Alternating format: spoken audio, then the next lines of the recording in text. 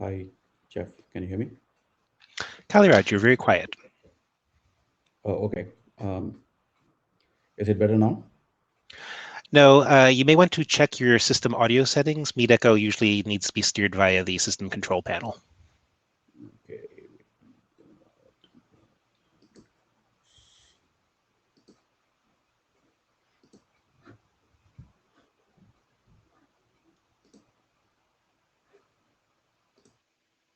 So Jeff, can you hear me? Say again? This is DJ. Just checking. Looks like you can hear me. We can hear you now. You started off very quiet and you're now audible perfectly fine. Okay, yeah, I was having some problems with audio, but it seems to be okay now. It's Meet Echo. Everybody has problems. This is why we're doing the microphone checks. But thank you. So Donald, I see you online. Could you please test?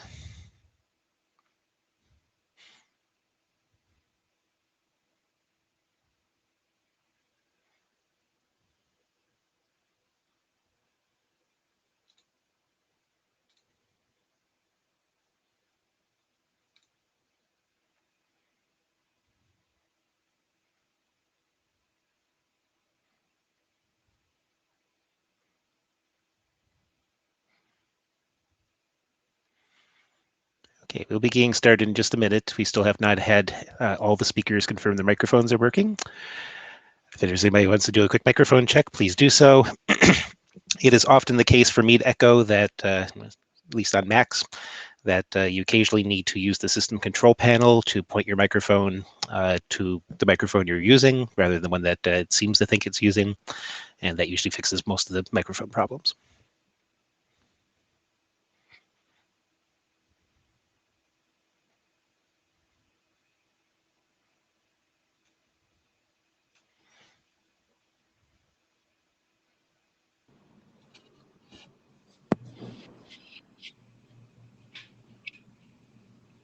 Hello, Jeff? Hi, G, we can hear you. Okay, good. Thank you. Raffle?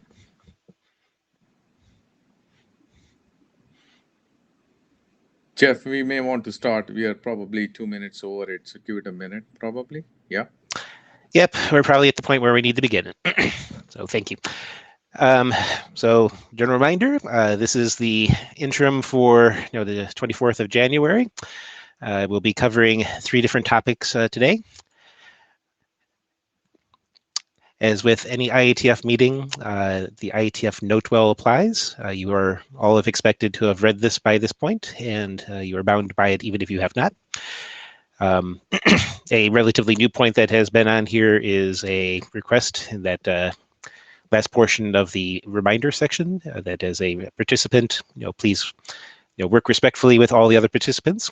This is generally not a problem in IDR, but we've been asked by the ISG to help remind people of this. So in terms of our general agenda, we have 3 large topics that we're looking to cover.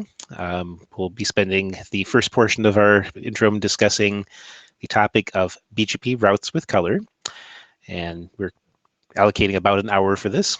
Half an hour towards the BGP auto configuration topic. It will probably be somewhat shorter than that. And then half an hour towards the BGP flow spec v2 work. That is going to be driven mostly by Sue and Donald. So the intent for the interim is for us to provide focused discussion on topics that are in need of longer discussion than we can get out of an IETF meeting slot. Now, most IETF weeks, we are trying to cram in as many documents into presentations as we can. This usually means that microphone chat, since we're not meeting in person, gets to suffer. We don't get quite as much discussion as we're looking for. And certainly while the IETF mailing list is a way to have good discussions, sometimes the high bandwidth one-to-ones are very good productivity. The general structure we're asking for on each of these topics, since none of these things are due, these are all works that are in progress, is that we'll be giving a brief reprise on the proposals for the protocol extensions of BGP. We'll be discussing the changes that we've seen since last presentation, typically since the last IETF in most cases. We'll be leaving open time after the presentations to discuss the details of the proposals. And my recommendation is each of the presenters let us know if you're willing to be interrupted during the presentation for clarification questions, or whether you would like a given slide to be a touch point for discussion at that time. Now, we do have an hour scheduled towards the biggest of the topics, so this hopefully should be enough for a little bit more of a wandering topic. Once we've actually had some discussion, we'll be beginning our discussion about what do we want to adopt as a working group. Clearly, the core business of the working group is always done in the mailing list, so the actual adoption calls would go out there. But given a number of the topics have more than one proposal, that solves the problem, discussing about what would we want out of the proposals is a big portion of the reason for our discussions. So that said, the first topic that we'll be presenting from is BGP routes with color, and I wanted to take a mild moment since we have people who English is not a first language to make a small bit of commentary. Typically, a way that this is often stated is colored routes. This sometimes becomes culturally problematic among English speakers, so I've chosen the term routes with color. Certainly, you're welcome to use as you will, but this is a recommendation. So as part of our presentations here, we'll be, again, covering the problem space. We have presentations from DJ for BGP CAR and for Kaliraj for Bgpct.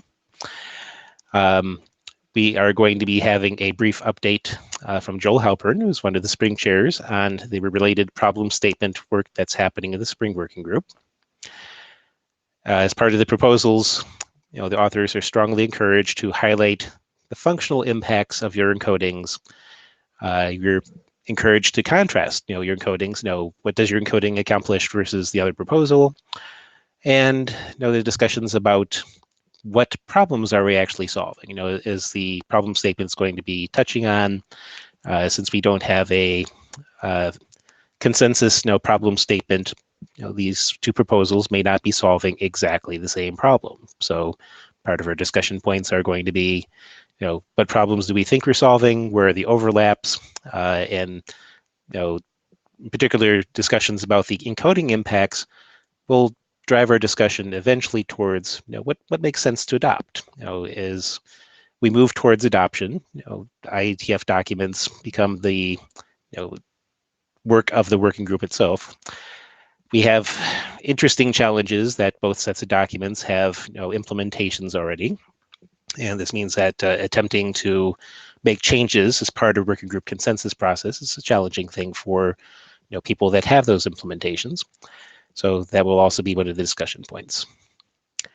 So I'm going to pause here to see, is there any question about the structure of this portion of the interim?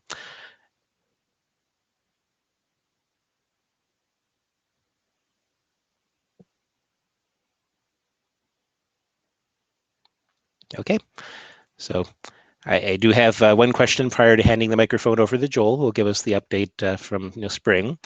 There is no preferential order for CT versus CAR for our presentations. Do the authors have a specific order they'd prefer? Do one of you want to go first? Feel free to use the chat if you'd like.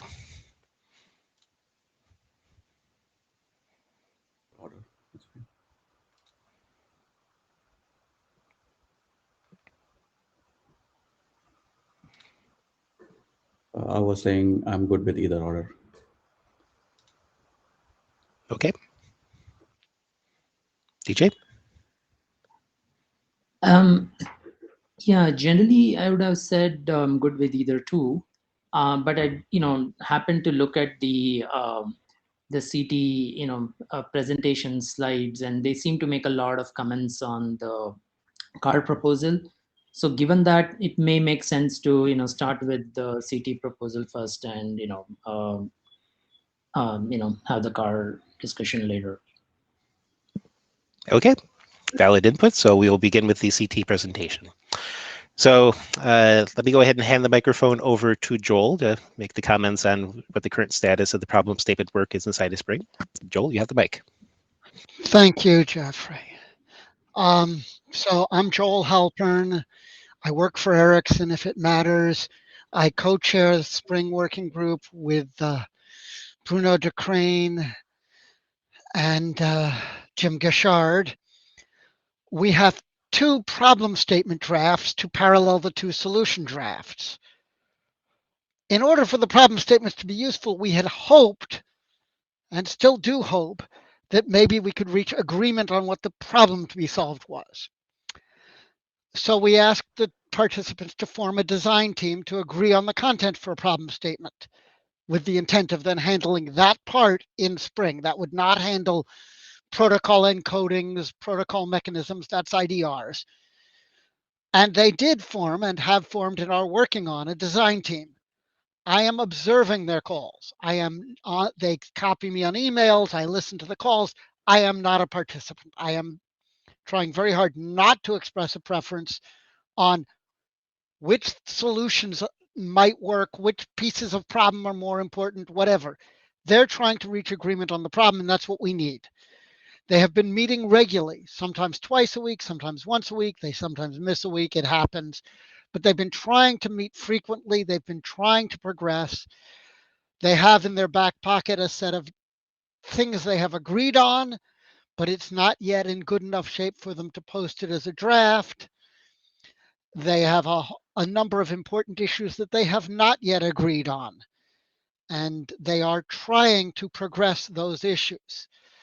I am hoping they will get to being able to at least have a draft that they can circulate soon, but we really appreciate the effort they are putting in to try to get to a common problem statement. Unfortunately, they do not have a common problem statement to help you guys answer the question, what problem are we trying to solve? I wish they could. That's the current state of the problem statement work. Thank you, Joel. Would it be okay for you to make a brief high-level commentary on some of the issues that are not achieving consensus?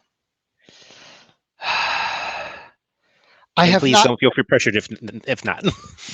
I have not confirmed with the authors what the participants of the design team as to which pieces they agree on, and I don't think it would help this discussion, so I'd rather not. Okay, thank you. Thanks, Joel. Pause here for a moment to see if there's any further input before beginning the presentations. If not, we'll be beginning the presentation with Bgpct.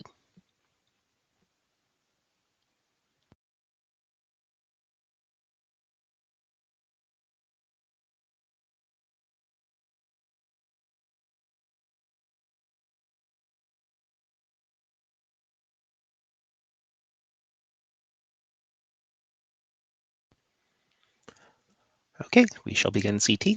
Tyler, you have the microphone. Thank you, Jeff. Hope I'm coming out clear. So I'm going to present Bgpct once again to the IDEA working group. And this will be mostly a recap of the problem statement and the solution as it stands. And because this interim is for deciding between the two proposals, CT and CAR, we have also listed some commentary or comparison between the two proposals. Next slide, please. Yeah, next slide, please. So the problem statement, so basically the CT draft itself kind of summarizes the problem statement in a independent unit. It's like looking at a generic sense, any network has services and transports, tunnels. And the network could be intra-AS or inter-AS, intra-domain or inter-domain. And the intra-AS domain has tunnels of varying T characteristics. They can be just categorized into gold, silver, bronze. And these tunnels could be from various different protocols, and there could be multiple tunnels between the same pair of endpoints. So the operator could classify the tunnels into various T characteristics, and services may need to resolve over it. So services may want to go over a specific type of tunnel with an option to fall back over a tunnel with a different color, or even a tunnel with a best effort transport class. So intent-driven service mapping, we can say. That is the problem. And also BGP encoding wise, how do we extend the BGP encoding so that we can transmit this transport class information of the tunnels to other domains in BGP, so that the service mapping can happen exactly the same way on the other domain also, the ingress domain. So ingress node can map service to a transport tunnel endpoint, irrespective of the tunnel endpoint is in the same domain or it is in a different domain. So that's the problem statement. And irrespective of which service it is or which transport it is, the mechanism should work the same way. So that is a problem statement that Bgpct tries to solve. Next slide, please. So the solution constructs, so basically we define transport class construct, which collects the tunnels with the same T characteristics. It's just an abstract entity, which has an identifier. It's a 32-bit. It's also called color. And so Bgpct is a new transport layer address family with SAFI INA allocated SAFI 76, and it follows RFC 4364 and 8277 encodings. So we just repurposing existing well-known technologies which have good deployment experience at a new layer. So we call it transport layer because it carries endpoints which will be protocol next stops in other service family routes. So the service family service layers are families which carry prefixes, which will be destinations which are there in the actual data traffic destination. So these clear layering of service family and transport family, that's like very important and very keeps the network easy to manage. So how the route origination and propagation works in Bgpct is similar to how it works in BGP-LU. So the egress P, it can originate a Bgpct routes with its own LO0. That's a tunnel endpoint. And to go across path selection pinch points, we just use the RD in the NLRI, just like L3VPN. And we use the transport class route target that identifies the transport class this route belongs to. So we are just reusing the L3VPN machinery, but in the transport layer, so that we get the transport ribs populated with the transport endpoints of the proper color. So in essence, this draft has two parts. One is informational part, which tells how to organize transport reachability information in multiple transport ribs. Each transport rib belongs to one transport class, such that the service routes can resolve over those transport ribs with a fallback on other transport ribs. So this is important because from experience, implementation deployment experience, we have found that if you have the transport prefix as IP address colon color or color colon IP address, it doesn't fit all the cases. For example, IP address colon color will be able to give you fallback, but it cannot accommodate tunnel endpoints which are like non-host prefix. If it is a /24/16, then there's a hole in the middle. And if it is like color colon IP address, then of course it doesn't work for cases where you want to do fallback. So this kind of organization works for all different cases, and it enhances the resolution mechanism of any implementation to be able to support different transport protocols and all these use cases. And the part of the draft which is actually standards based is the BGP encoding. So where the BGP new family is introduced to carry this information across the ASS. And we have this resolution scheme. This entity is basically, it actually tells what the intent is. The user intent of using a certain transport class and with an option to fall back over a best effort class or another transport class. And the desired resolution scheme, the service route maps to a resolution scheme using a mapping community. So the mapping community is any BGP community, which is typically a color community because that is already in use and white space deployment. So color community acts as a mapping community, or for BGP city routes, a transport target route target, that community acts as a mapping community. So different mapping communities can have different intents. For example, the color community says, I want to resolve over a transport class N, while please give me fallback to best effort tunnels if the transport class N is not there, because we don't want to lose traffic if for service traffic if that color tunnel is not there. And for transport target, for Bgpct routes, because they are transport level routes, they want to resolve strictly over a certain transport class, so that end to end the transport class is preserved.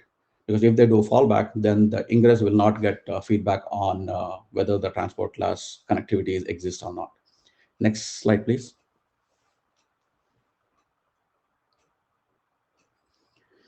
Yeah, so this is just a diagram which you can go over later. It just shows how the transport information is populated on all the border nodes and service nodes, and how the service routes and transport routes go across the network. And this is a building block of network slicing. So in network slicing, we have a topology slice concept. So topology slice can be achieved using the transport ribs and Bgpct infrastructure. Next slide, please.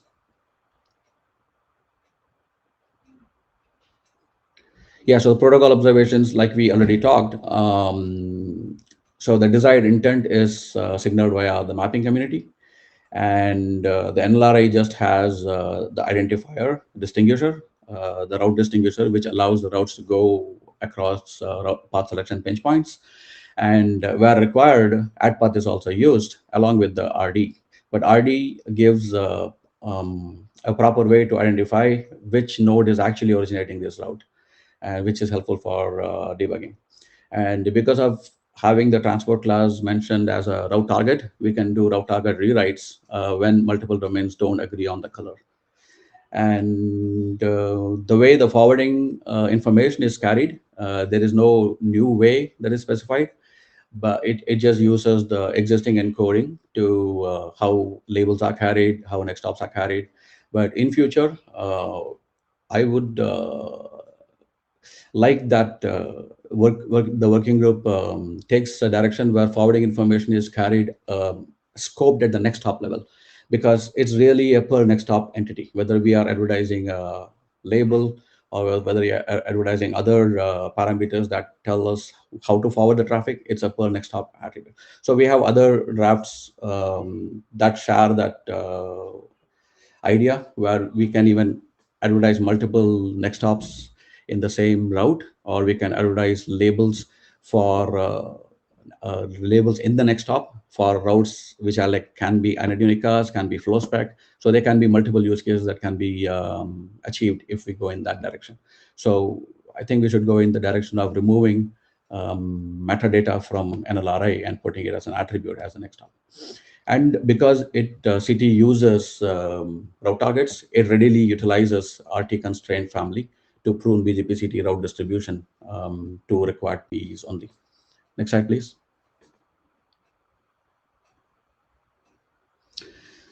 So I think we already discussed what the advantages of reusing the 4364 machinery is. And the main thing I want to point out is that it reduces a lot of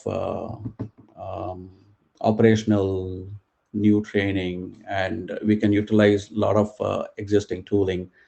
And the working groups, the vendors, the customers, everybody has spent a lot of time and energy in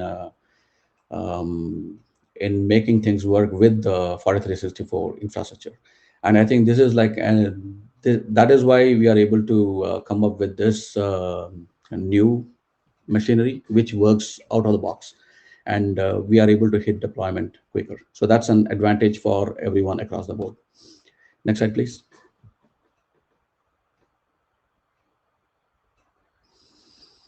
Yeah, so it basically protects the investment operators have made with training, tooling, and procedures, and it preserves ROI because it supports all transport protocols and any new transport protocols that come tomorrow, and also all services in the same way. Next slide, please. Yeah, current status is like we have implementation shipping since Junos 21.1, and with INA allotted code points. So customers are interested to deploy, but they're also willing, or they also desire other vendors to implement it. So that is where the support in the working group to adopt Bgpct as a working group document will help. Next slide, please. So here we come to contrasting with the CAR proposal. So I'll go over some points focusing on what we understand about CAR from whatever is out, and contrast with what is how it is, what are the problems and how CT solves them. So basically, CAR is an ambiguity on where is my color. That's well known. The authors realize it, but they cannot do much about it. Basically, whether it's in the prefix or in the LCM attribute. And we will discuss about this or more on the next slide, why this is a problem. But effectively, there's an ambiguity. And that will be complicated to implement, to deploy, and administer. And RTC cannot be used with CAR routes readily because it does not use route targets. If RTC is extended to if RTC is extended to work on any extended community, then it can work on LCM, provided LCM is there on the CAR route always. It is not optional, which means that the color is in the NLRA is not, it's not significant. Then the CAR proposal tries to leverage ORF like mechanisms instead of RTC. And we all know that RTC is like the better version because it is not confined hop by hop. And it works by filtering out the reachability information closer to the source. And this is an important one. The NLRA, CAR NLRA combines key and non-key fields, and which is, I have said here, always a bad idea, but I would say mostly a bad idea, because it needs special care in dealing with ambiguity on how withdrawals are sent and processed. We may have ways to deal with it, but if you think about it, there is in the network, the RR is a very significant resource, and it would be very valuable if we can have some features where the RR is address family agnostic. And that is possible to implement if the NLRA does not have non-key fields. So today, so far, some NLRAs do have non-key fields, but if we make a point that we stop doing that and we keep the NLRA with key fields only, then we can come up with RR, which does not need a software upgrade when we deploy new families like CT or any other new family.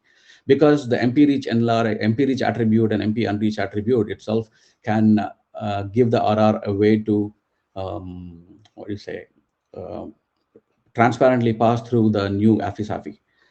So BGP has that elements from the beginning, but because of non-key fields in NLRA, it's not possible to deploy those kind of solutions. So I would encourage the working group to go with not including a lot of non-key fields in the NLRA. And we also see some proposals saying VPN CAR, we have something called VPN CAR, which is the service side of CAR. And in the VPN CAR deployment, we see that the CAR SAFI is used as a transport. CAR SAFI is normally used as a transport family between the PEs, but in the VPN CAR proposal, it is used as the CPE between the PE and CE. So the same SAFI being used at both the CE side in one deployment and between the PEs and another deployment, that seems to be confusing. I'm not sure whether they have thought through how these both use cases work together. And also, just like similar to VPN CAR, will there be a new VPLS CAR, eVPN CAR, etc. version for each service family? That also seems like an overkill. So with CT, the problems are solved with new attributes that can work with any service family. And that's just to contrast how CT solves the things. Next slide, please.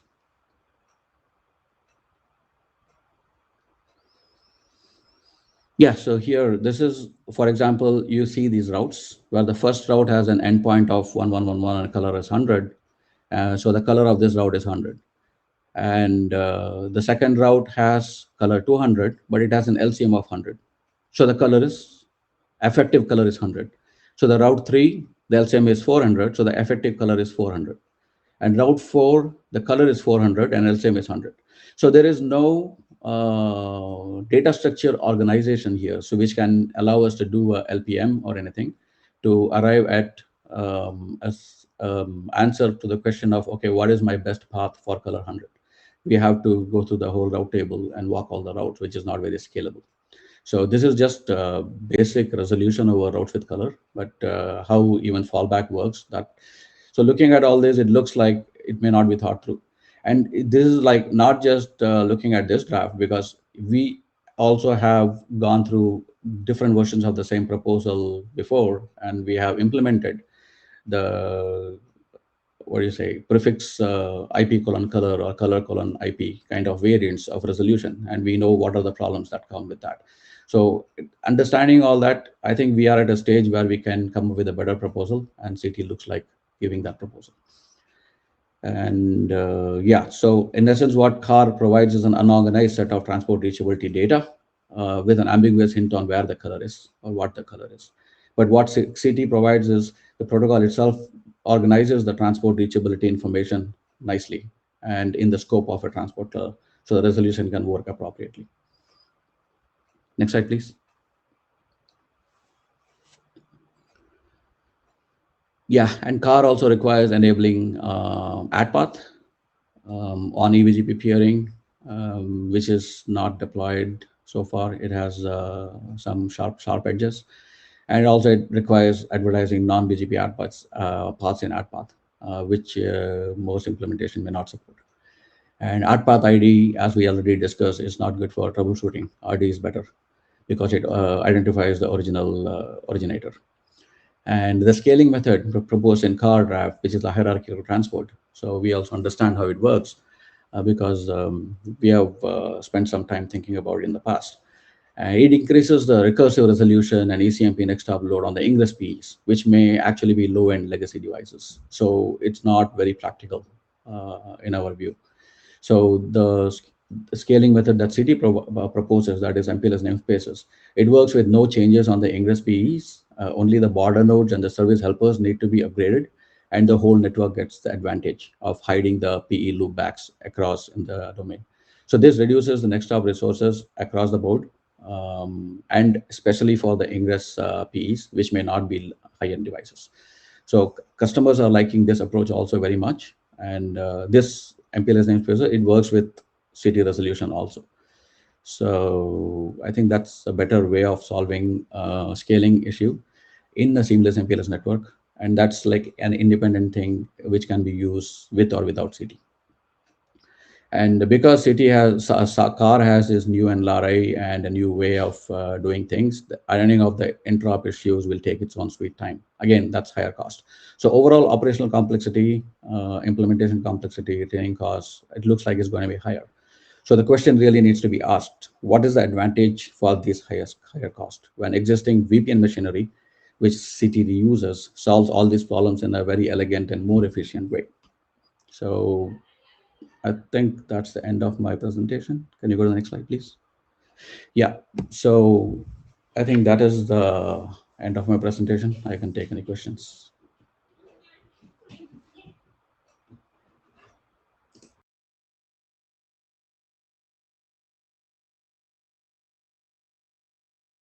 DJ, you have the microphone. Can you hear me, Jeff?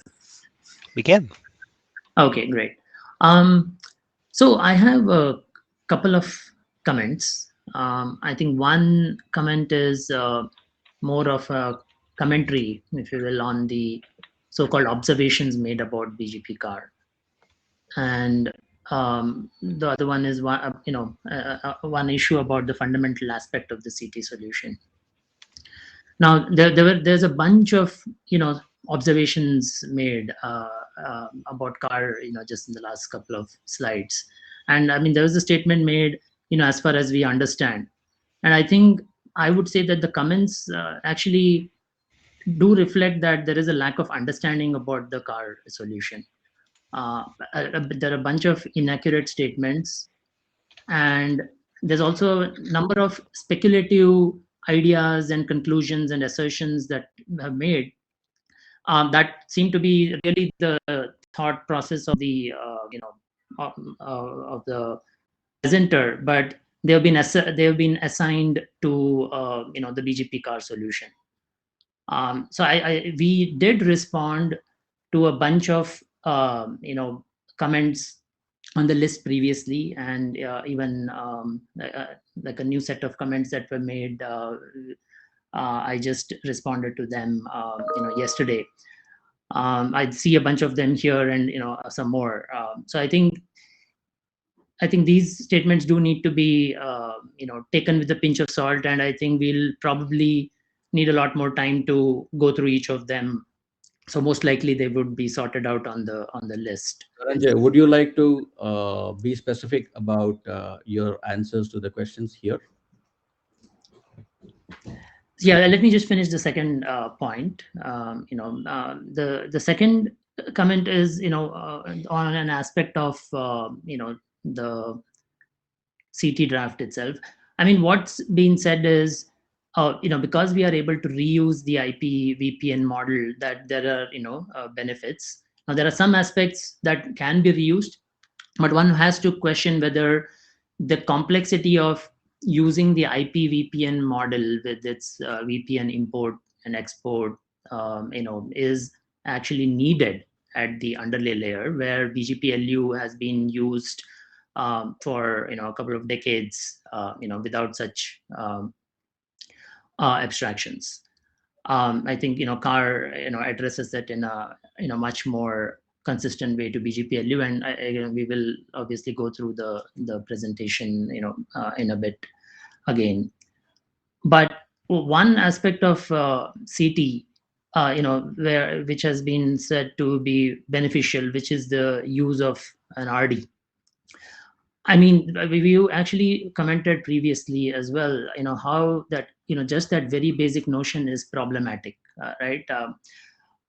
To, describe, once more, just the fact that if there are like two ABRs, originating a route for a local PE, via redistribution from an IGP, for example, the presence of the RD prevents the use of multipath within that local domain at the ingress border nodes of that domain, right? You cannot merge the paths because the RDs by default end up being creating different routes, and that's been said to be beneficial.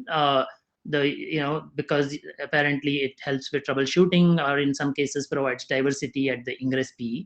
But what it does is break a very fundamental functionality that we have gotten with BGP-LU, which is you get local convergence when there is a failure of that egress ABR, which now does not happen with the default processing with CT.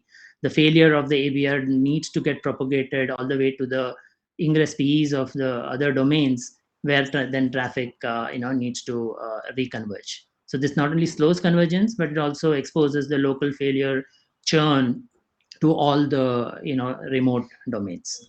When we had pointed this out, there was a workaround proposed as a response, which is to say now you can ignore the RDs and actually do multipath just based on the IP prefix of these individual routes. So that itself proves that the RD is actually not needed, because now if you're creating, ignoring the RD and creating a multipath to create a single LSP in the data plane, then the point of having separate RDs and separate routes is lost. And even with that, you still have the problem of now you have two routes mapping to the same data plane LSP. Which one do you propagate upstream? One or the other, or both? Either way, it's they're all problematic, and just hacky workarounds to solve a very basic problem in the design. CAR does not have this issue, just similar to BGP-LU. DJ, if you're familiar with L3VPN, L3VPN does multipath in the VRF after stripping the RD. Of course, L3VPN does VPN multipath where it's needed, which is on the PE. Here we are talking about hop by hop transit behavior, where you're trying to impose the same design. The two are not equivalent, and that's the problem of trying to adopt a model that is not, that was designed for a different use case, and it doesn't naturally just fall into the requirements of the underlay.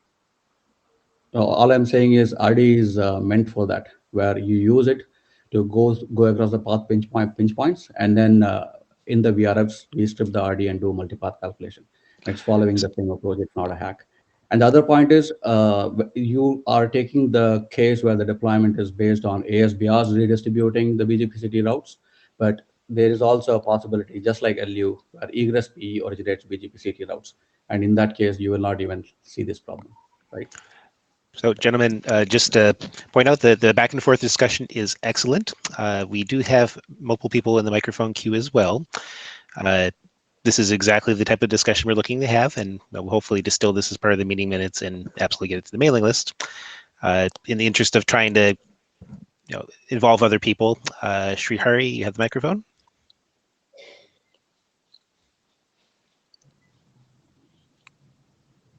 Hello, can you hear me?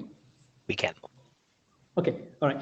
I was just trying to respond back to you, DJ. Thank you for responding to the email on the mailing list. But you made a comment that you responded about a day ago, but I still see some of the questions still not completely answered. So I'm waiting for your presentation. So, but my email, as well as what Kaliraj presented, has similar concerns about the overall proposal. So hopefully your presentation and your talk will be able to address some of the concerns that we have.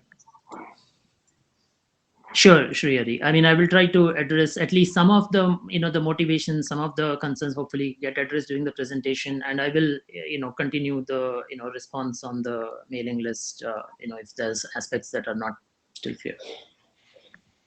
Right, and I should point out, if you think, DJ, that the best answer right now, rather than continuing some of the back and forth, is to move to your presentation first and then to come back to the compare contrast, we can certainly run it that way.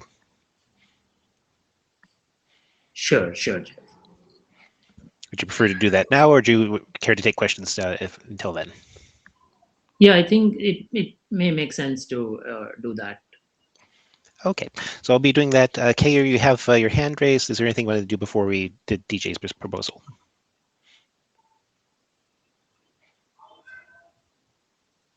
I just had two quick comments. I did post it on the list for you, Kaliraj. So if you get a chance, do reply to that as well whenever you can.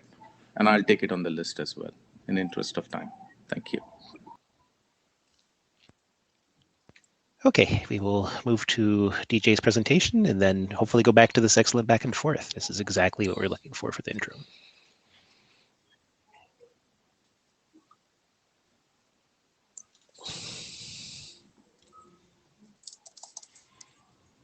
Okay, you have the slides. Sure. Thanks, Jeff. So yes, I'll provide sort of a refresher on the BGP car solution, and hopefully in line try to address some of the concerns raised, or in some cases some of the misunderstandings that may also exist. Hopefully we get a bit more clarity at the end. Next slide, please. So quickly, yes, BGP car is a solution to do intent-aware, paths using BGP routing, across a multi-domain network environment. It bears repeating that, so it's called color-aware routing because we use the notion of color and to represent intent, and this is coming out of a construct that's already been standardized in the IETF and has multiple deployments as part of the SRT solution, where color identifies intent and is used by multiple protocols like SRT as well as BGP, and we continue to use it here. Next slide, please. Yeah, this illustrates a couple of very basic aspects of CAR, right? One is the color aware route itself. It's nothing but a BGP route, right? It could be originated at the PE in an egress PE, or it could be originated at a device such as an ABR, where the reachability to a particular PE, in this example E3, is originated and injected into the network, and then it propagates hop by hop, where at every hop we have BGP best path selection, selecting a path. And just like default routing or with BGP or BGPLU, you do have best path selection that in this case, because it's for a specific intent, may make use of some specific parameters, maybe in some cases a metric that represents a particular intent, like delay, and propagated using AIGP. In other cases it may influence some policy to achieve the intent, but the end result is an end-to-end path that can be made use of at an ingress node across a multi-domain network, such as E1.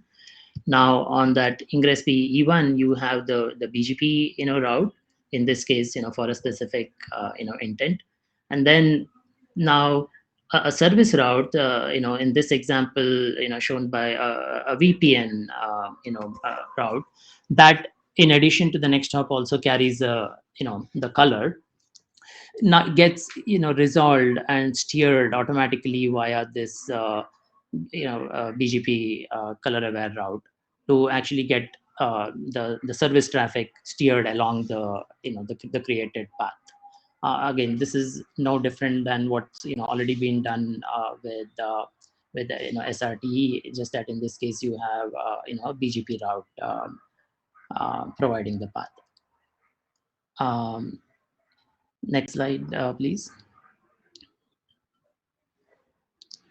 So as part of the refresher, we'll cover these various aspects of that are described in the draft, but I will try to spend time on some of the motivations and how certain decisions have been taken, like what are the motivations to do that, and what are the the design considerations. Next slide, please. So as we see, what we had is just a regular BGP hop by hop route, right? And if you see in this example at the bottom, we see that with an existing SAFI, which is BGPLU, where you have reachability to the endpoint E3 being propagated and then provided by BGPLU.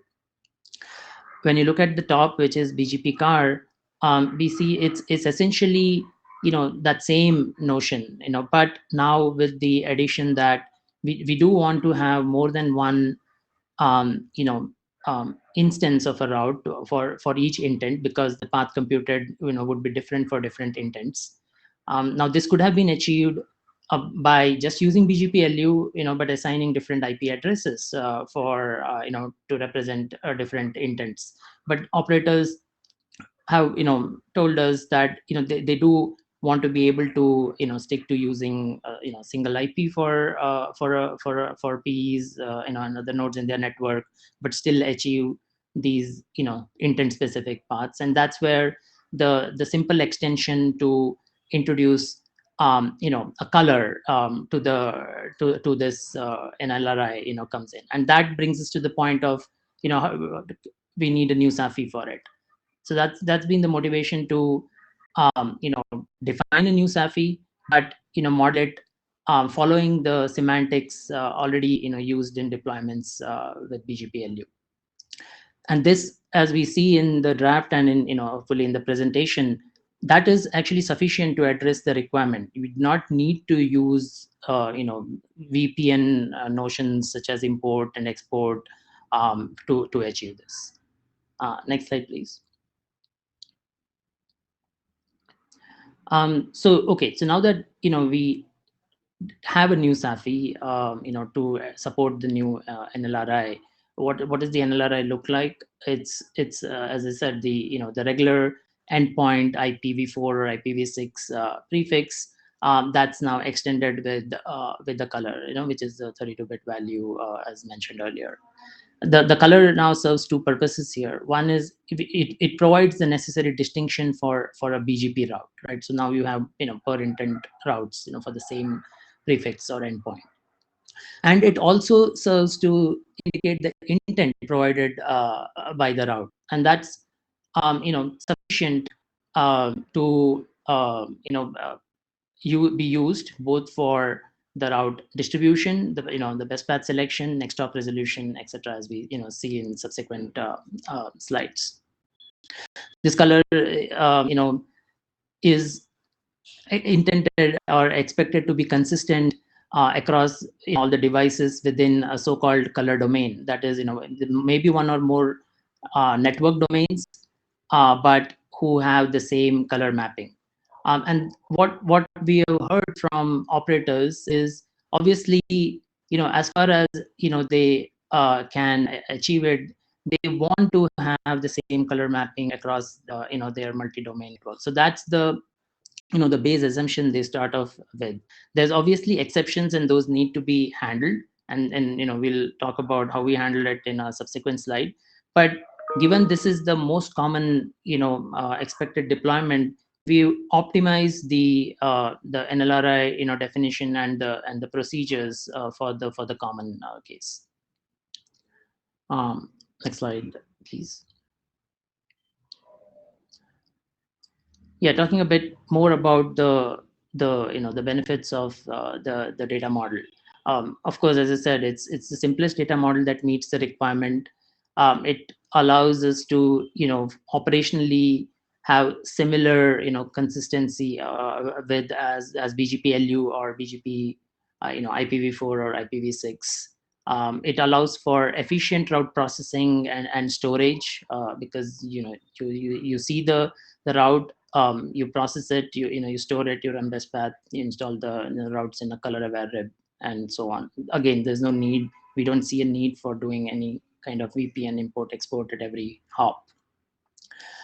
A significant benefit that I mentioned earlier as well is that this data model inherently provides ECMP aware multipath or backup paths at every BGP hop. It allows for fast localized convergence when there's a failure, and we'll see this in a illustration in a slide or two. As I pointed out earlier, the CT proposal requires special procedures just to get this basic use case working, and which leads to hacky workarounds. We don't see a need to do that, and we don't have a need to do that with BGP card. Another important aspect, we are targeting deployments where there's a massive scale of devices. So even when it comes to propagation of these routes, we want to support a subscription-based model where the end devices only receive the routes that they care about. The e-commerce model allows us to be build in the most efficient subscription model with a direct lookup for the specific route. Needless to say, as I said, it's consistent with the already deployed SR policy data models. Next slide, please.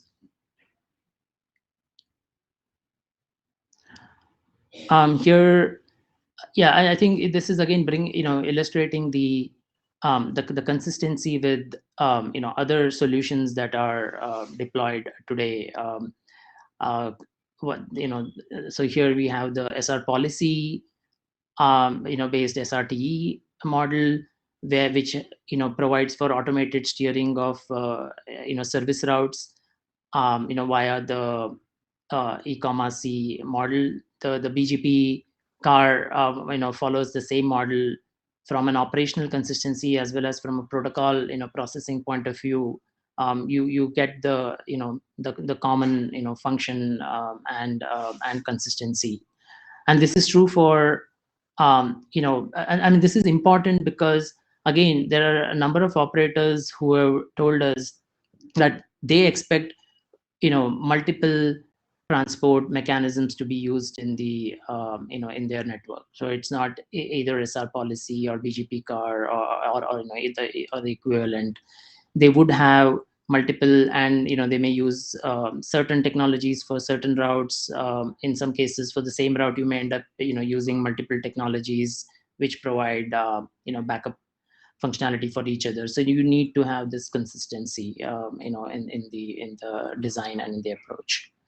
The other thing to point out here, I guess, is again, the example shown here is that of a VPN route, which is an L3 VPN route, but the same model works for any kind of service, whether it be internet service over the top, or EVPN or VPLS. Okay, yeah, next slide, please. So this illustrates the the local convergence that I mentioned earlier. I mean, it should be pretty clear, but just to spend a minute on it, you have these two ABRs originating the route on behalf of E3, so which is the E3, C1 route with their respective next stops and the local labels. Now at the transport RR, you enable add path, as is the case today with BGP-LU, so that both the paths are, or however many such paths are made available to the ingress border routers of this domain. There you automatically get the path merge, and you get multipath, whether in the case of ECMP or active backup.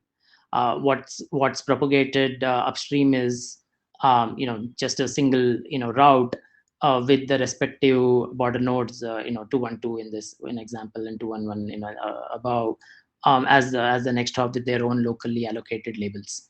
So anytime there is a failure in this domain, say the ABR 231 fails, that detection happens at IGP convergence times within the domain, so it's extremely fast, and then we leverage BGP pick within the domain to get local convergence. There is no churn or slower convergence due to any kind of propagation that needs to go all the way into the ingress PE.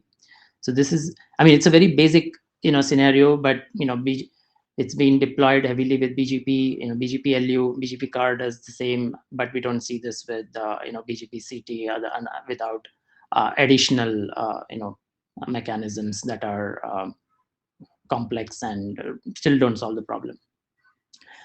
Next slide, please. So I think so far what we've really seen is just a an illustration of how BGP CAR is essentially the same or similar to BGP-LU, and that's been a key motivation for defining it the way we've done it. But now we come to a couple of other aspects which again have been raised as being problematic or fundamental changes to BGP, and that is the NLRI definition that we put in place.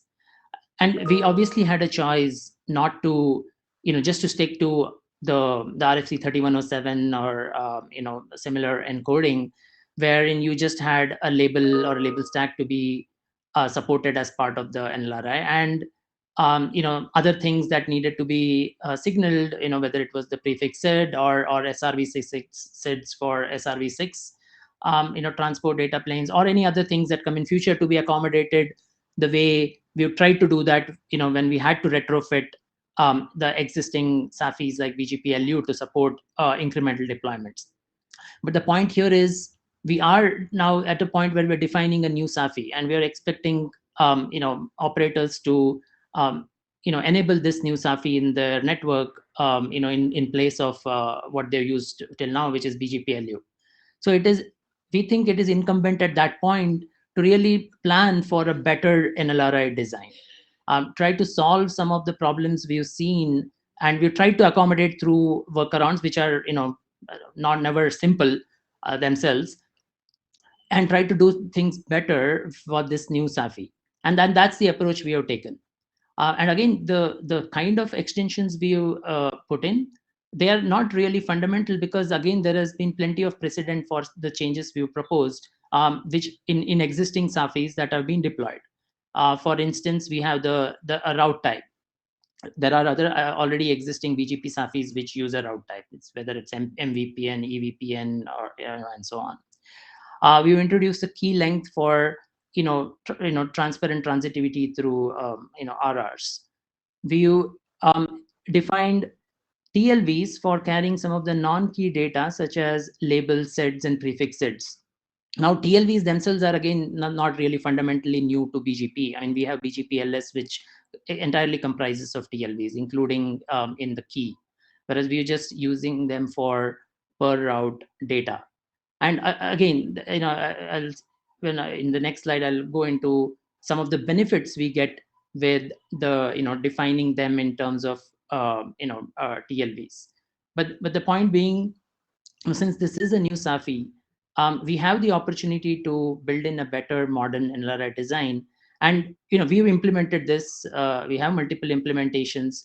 The points about these changes being complex are really not valid in our opinion. And the other thing we do is, in terms of how we define these extensions, we ensure the most efficient design for the BGP protocol processing as well, including packing efficiency of BGP updates, as well as other efficiencies that I'll describe in the next slide. Yeah, next slide please. Okay, so now we come to what are we signaling in these non-key TLVs. The fact is, we day one we need to be able to support multiple transport encapsulations for a car route, because we are already seeing this in deployments today. Now, what we have decided to do is signal things like the label index or SRV sets as non-key TLVs. This allows us to do a couple of things. It solves one of the problems which we've seen with existing SAFIs, where if you just had a single value that you could signal and you still wanted to support different encapsulations, then you're constrained to having that one value be applicable across multiple encapsulations, and which is not necessarily the case. So we want the flexibility to signal different label values, so-called label values for different encapsulations. Secondly, you do want to be able to support multiple encapsulations, and sometimes simultaneously for coexistence and migration. Now, if you don't have the flexibility to signal a different encapsulations with different values, you're again forced to solve that through operational complexity by originating multiple routes, one for each encapsulation, and then to keep the state separate, you need different RR sessions. There's a whole lot of operational complexity which comes with that. You have double the number of routes in the network for the time that you're doing the migration. We have the opportunity to address those scenarios, and we have taken that. We now have the ability to signal multiple encapsulations and different forwarding information for different encapsulations simultaneously in a single BGP update, and it's done in a manner that it is extensible in future as new variations of these such things come in. Next slide please. Coming to the next hop, resolution. This is fundamentally no different than the kind of resolution that's done in routing regular, but except that here the recursion is also color aware, right? And the next hop reachability for a given color may be provided by any color aware mechanism, whether it be SR policy, IGP flex algo, BGP car, and so on. The resolution does support fallback to alternative colors in the eventuality you don't have a path in the same color, or ultimately when do a best effort path. And we use this to also support scenarios where an end-to-end path may traverse domains which don't have the same diversity of intent, or to support transport over legacy islands where you don't have any color awareness at all. This mechanism also allows us to support incremental deployment because we can resolve these paths over traditional mechanisms such as RSVPT or even BGP LU. Yeah, next slide, please. Now we come to the aspect of how do we address the case where a route may traverse across domains where the color to intent mappings differ, and this can happen despite the best intentions when you have independent domains that had their own color mappings and then which come together. We have addressed that just like how we've addressed similar scenarios in most inter domain or inter provider cases by establishing a mapping, right? And here we have a local color mapping extended community, which is to be used only if a car route does go across a color domain boundary, that is into a domain where the color mappings actually differ.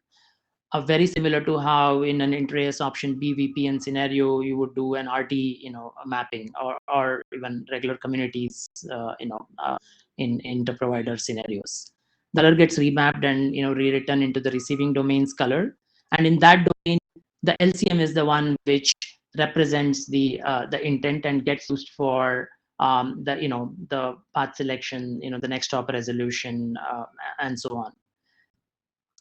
Similarly, this is accompanied by a similar rewrite of the color extended community, which would have been sent along with the service route. Again, this is something which would already happen today if there were deployments where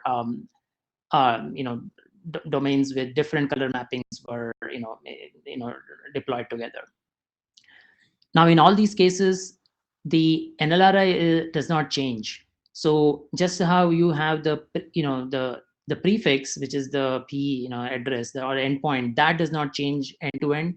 Similarly, the car NLRI does not change end to end. Hence you have the necessary visibility for knowing what the originator route is, what the originator color is, and that can be used for tracking troubleshooting. The fact that the route did traverse across domains where the color mappings changed does not really create confusion, because the color is always scoped by the the prefix. Since the endpoint is unique in the interdomain network, that makes the E, C also unique, even if the the color mapping changes. Next slide, please. Okay, so now we there was a comment about VPN car and what it means. I think as we've seen, or as I described in the earlier slides, when you have car, the base car that's enabled, just at the transport layer, you have all manner of services, existing service FISAFIs, just resolving or and getting steered via BGP car routes, just like how they've been getting resolved via SRTE paths, or in general via next hop resolution over best effort paths. What we're talking about here is something different. So far, we talked about having the intent awareness at within the provider domain, so that's P to P, and then of course you have steering of customer traffic, CE traffic, between the P's via those intent aware paths.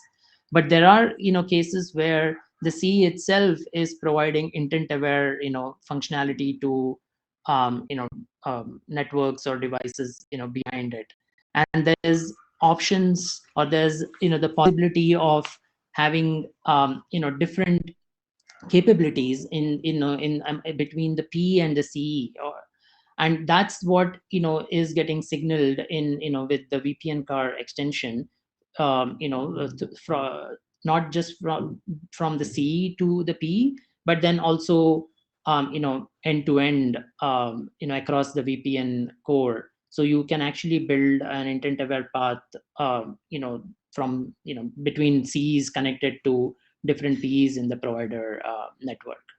This does not replace the regular L3 VP and AFI-SAFI. That continues to be in place. But for cases where this functionality is useful, you now have an additional AFI SAFI in parallel that enables the use of this functionality. Next slide, please. Yeah, so I mean, most of these aspects have been described in the draft. I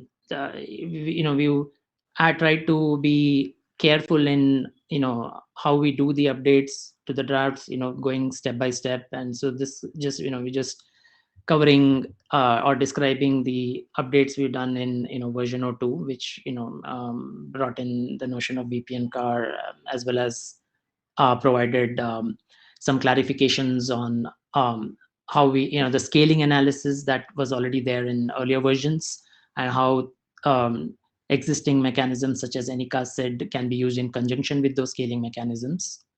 We also added Jim as a co-author. Can you go to the next slide, please?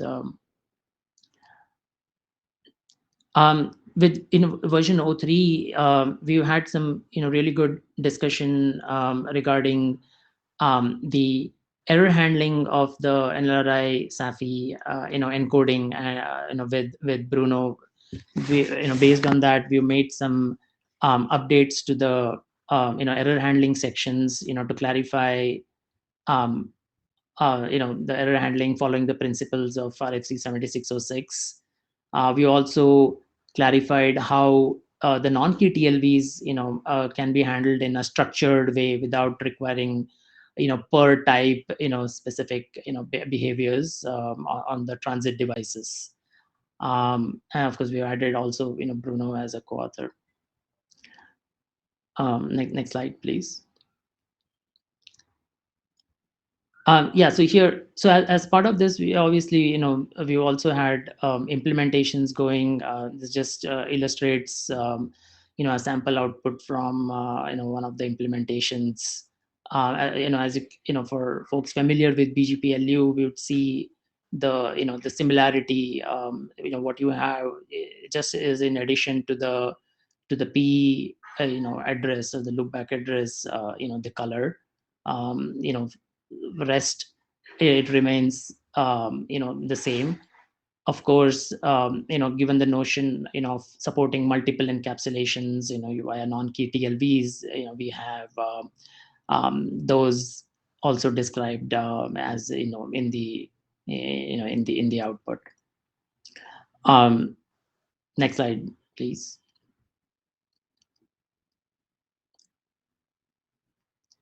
Yeah, so I think we're continuing to go, in a systematic way, and adding functionality to the base, car solution, based on the use cases and requirements that we listed in the problem statement, which itself was done in collaboration with a lot of lead operators and other vendors.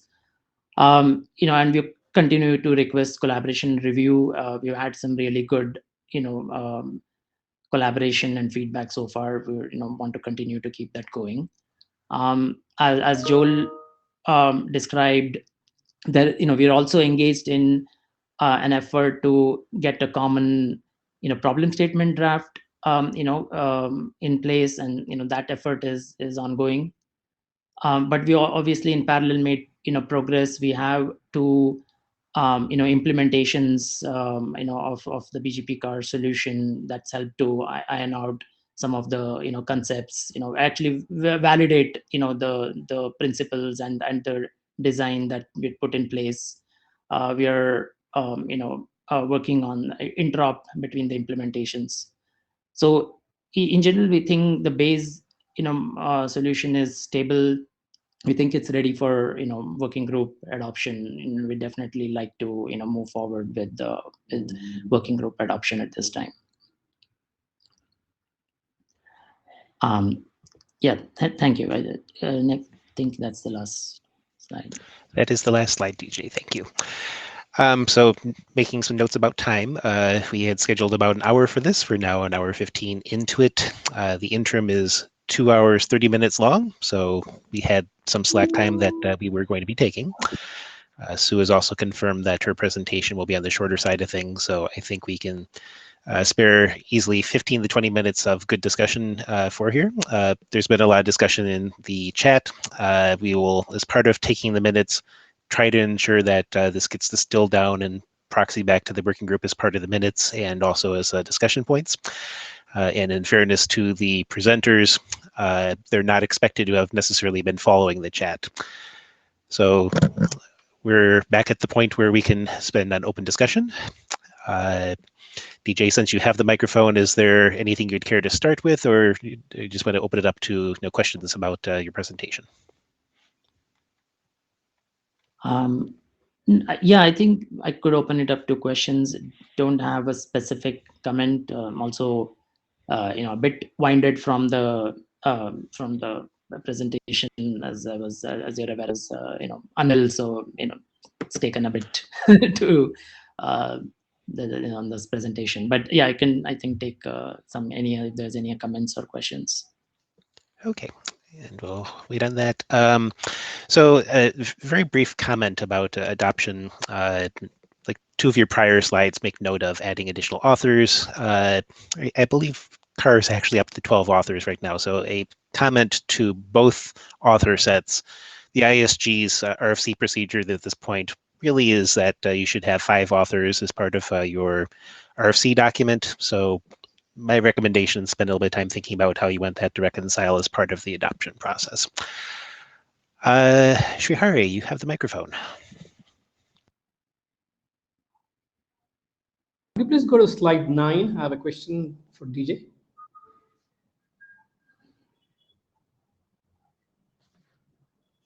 Yes, so DJ, in this example, the 211 advertises the one prefix with E3C1, correct? And then will it be able to choose which intent path it wants to choose, whether it goes to 231 or 232? Because in this example, it seems 211 will send it to 231. But what if the packet needs to be sent to either one of them? If so, how would 211 advertise back to E1? Sorry, I'm not sure I followed. You're saying 211. So in this example, 211 is advertising one advertisement. Is that right? E3C1 with yes. the label 1633. Yes, and with next stop self, right? Yeah. Yes, right. So when it gets the packet, it will do a local decision based on the label that it gets the packet from, right? It cannot choose different intent paths, whether it can go to 231 or 232.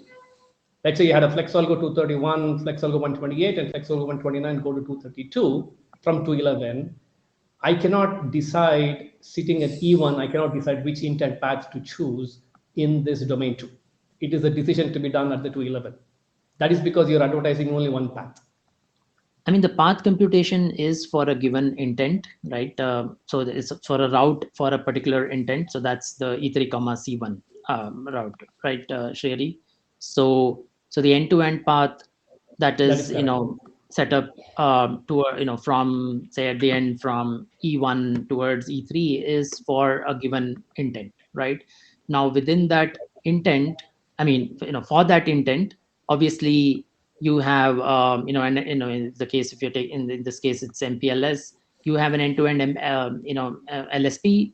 And what I'm showing here is obviously when there is a failure, how we get local convergence so that the churn is not propagated to E1, right? I think maybe I think what you're saying is, if you had a different intent, what would we do? I mean, if you had a different intent, that would be a different route, right? So that would be, say, E3, C2, for example, right?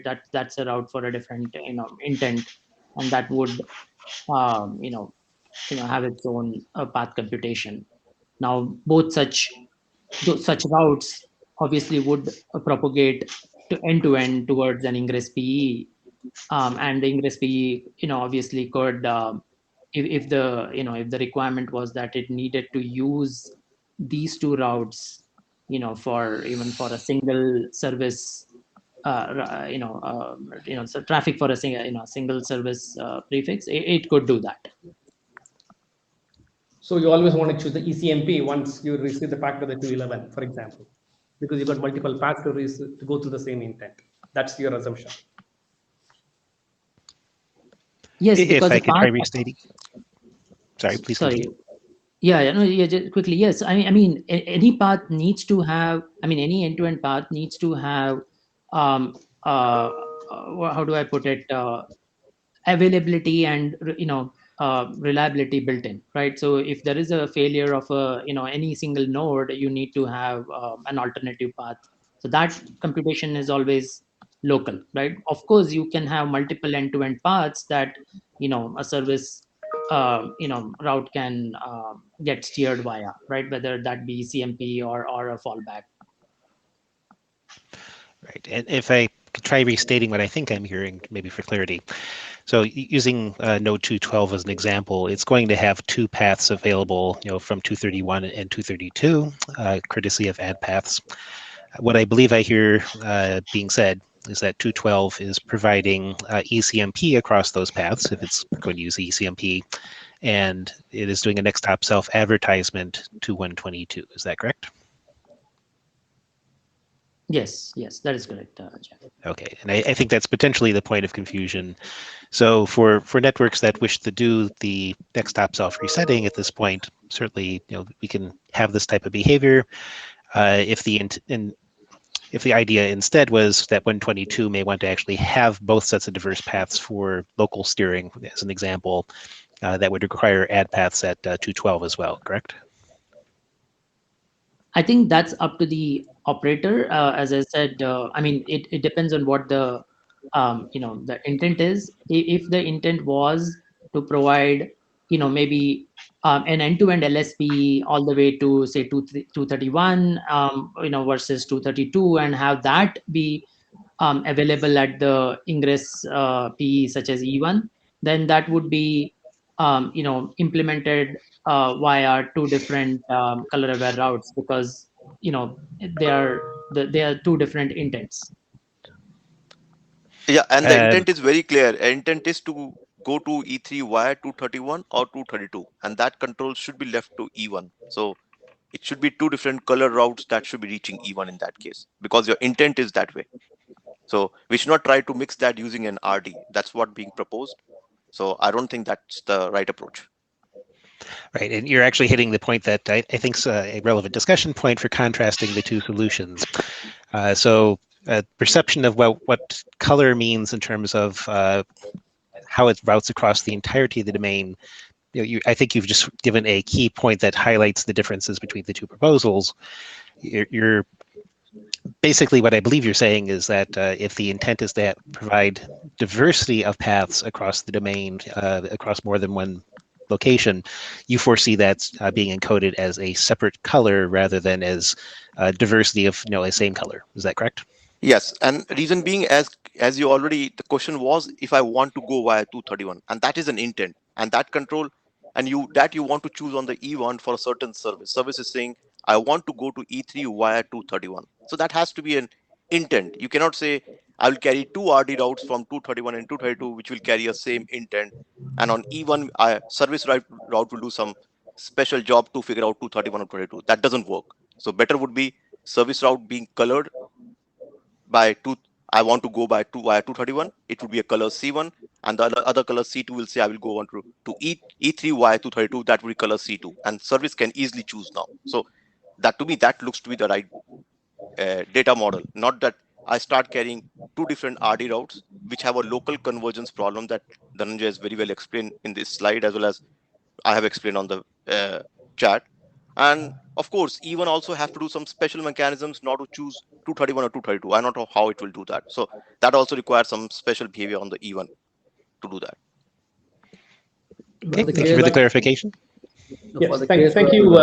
just as a follow-up question to that. So which basically means that you're now going to be assuming that sitting at E1, a provider will be knowing what all exit points it needs to go through and therefore choose the intent. So it's really mapping the entire topology across the various domains and then coming up with the intent. No, And that's the therefore, that's the no, sorry, that's the intent you asked that. I'm not bringing that. You wanted to go via 231 or 232. It's not, and you want to do at the service level. Service wants to choose that. I don't want a core router like 211 or 212 choosing it, right? How do you know at the core router? It's a requirement that you are bringing. I'm not bringing that. I don't even see BGPLU didn't even have any such thing. You are bringing that as a functional requirement, and therefore, I think what we are trying to say is how you will achieve it if needed. But I'm not saying this is a requirement. Why a service traffic coming from E1, which we don't know which service traffic, I'll put to 211 saying go to 231 and 212 saying to go to 232. That itself looks like a very, I'm not sure from where you're getting that use case, but since you asked that question, I'm responding to that. And it's a very pervasive visibility also, right? What you're asking here.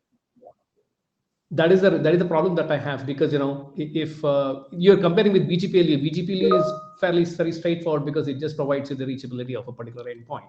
Whereas now we are bringing in the intent.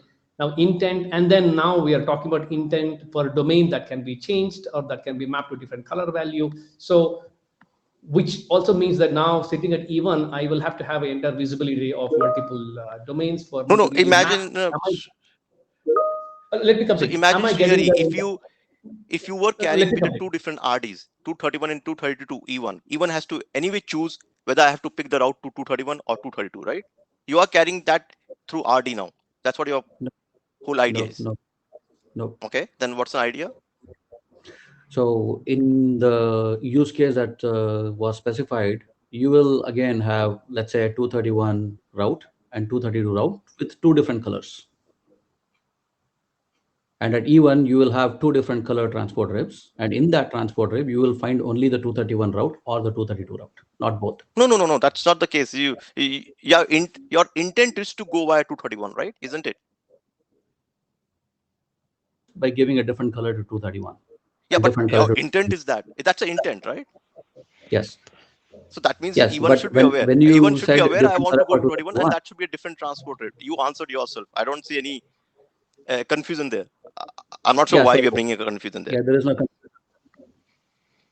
So basically, I'm saying that the proposals are the same in that aspect. Yeah, but I'm saying no. But your problem is you cannot provide a local convergence. If you are with our problem is with the RD model, with the opaqueness that you have brought to a tunnel endpoint to a E3 route by putting an RD, which is an opaque entity. It's just a route distinguisher. In VPN, that made sense because I'm carrying the same IP addresses which has different meaning in the verbs. So you have to carry a route distinguisher because it's an opaque information. But in the case of transport, E3, C is not opaque. You are trying to make it opaque putting an RD. And that's a problem. And therefore, you are trying to bring up the hacks of, okay, on the 211, I will strip the RD. I'll bring the routes from 231 and 232 together because they have the same intent. I'll strip the RD. But still, now I have a same LSP now to provide the convergence. You have a same LSP now. On 211, it's a same local label allocated to send the traffic to 231 and the backup path to 232.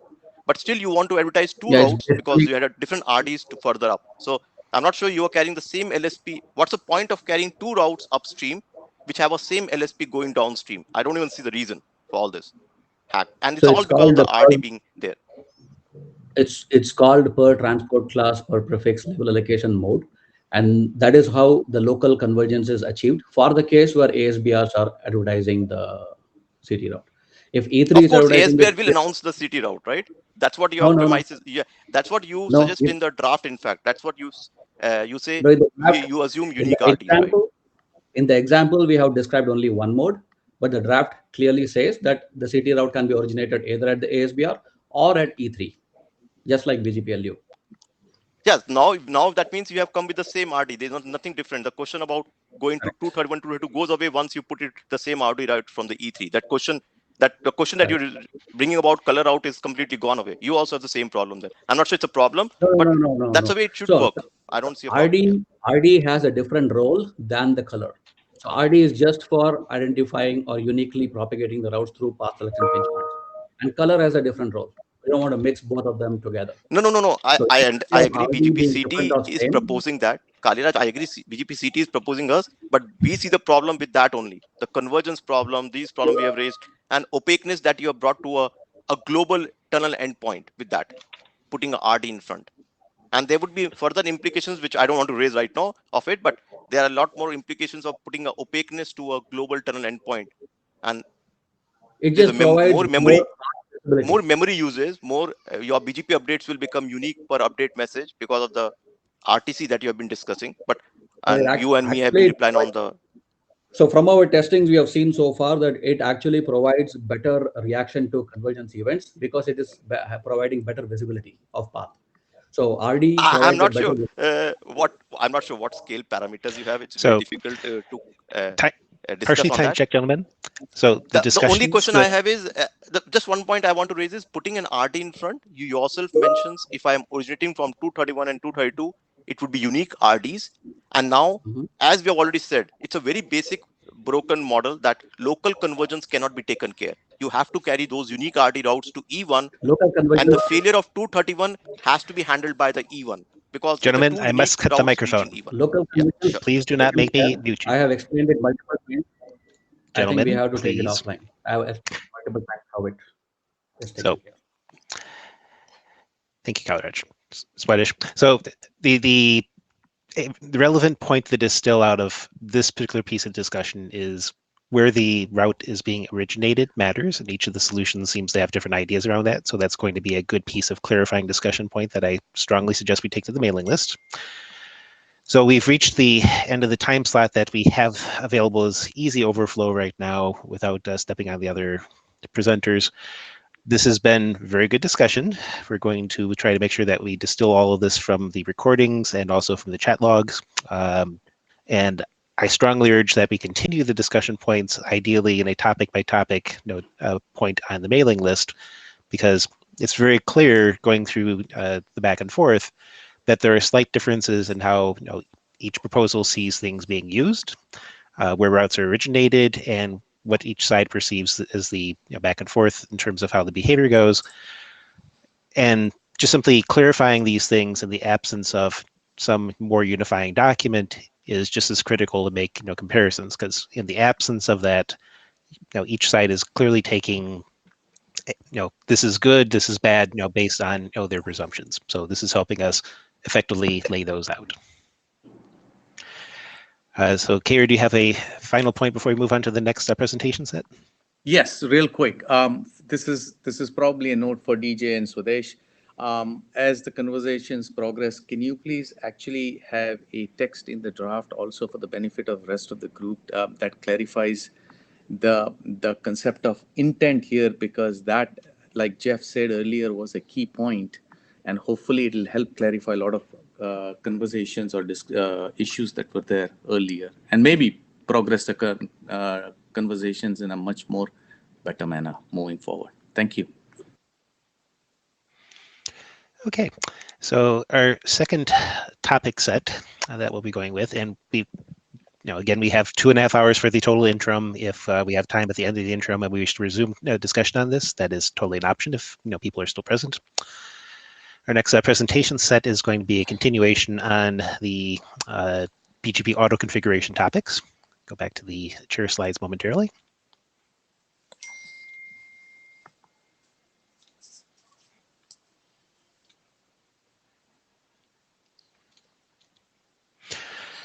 Okay, so auto configuration, very similar discussion in terms of what we were looking for out of this versus the presentation slots.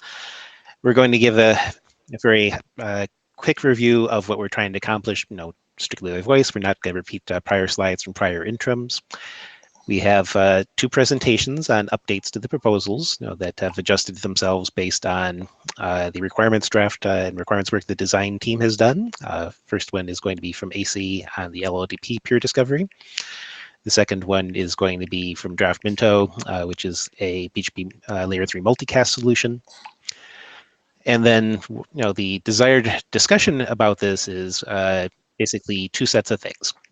At this point, the proposals that we have being submitted for evaluation effectively are the LLDT one, the L3DL one, and Draft Minto for L3 multicast. And we would like to discuss what's the scoping that we're looking to solve. We effectively have two proposals for layer 2 discovery and one for layer 3. And the related point is, what is going to be our selection criteria for a auto discovery mechanism? And this will drive our adoption discussion, and perhaps we can get some back and forth in terms of what does IDR as a whole want out of a discovery protocol. Do we basically pick things down to, the extreme case, exactly one in one of the domains, maybe one for each of the layer 2, layer 3 domains? Or is there, given that we've actually done our work to try to make sure that we have unification about the requirements and how they actually can be done, do we simply allow the various proposals to each go through because they solve a distinct problem for a specific environment? And we realize that the environment is going to be a very strong discussion point for each of these presentations. So that being said, the brief review that I'll give in just a couple of sentences. We kicked off some work several IETFs ago to try to actually figure out how do we allow for easy discovery of BGP peers, especially in a data center environment, to try to reduce the amount of configuration necessary. As any of you who are on the operator side of things are very well aware of, address configuration is probably one of the bigger pain points for building fabrics out of BGP. And the desire was to try to use auto discovery to reduce the amount of work and potentially troubleshooting necessary for this type of common scenario.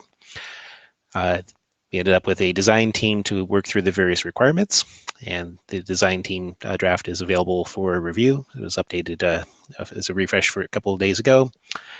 And as I mentioned, we have effectively 3 current proposals that are viable at this point, covering data center use cases. And we have several proposals that discuss discovery in non-data center contexts. And I urge the working group to go ahead and review those additional proposals, just simply because as we continue our work with discovery and perhaps select a protocol, one of the discussion points may be extending the use cases and chartering the work for non-data center as well. So that said, I am going to move to AC's presentation.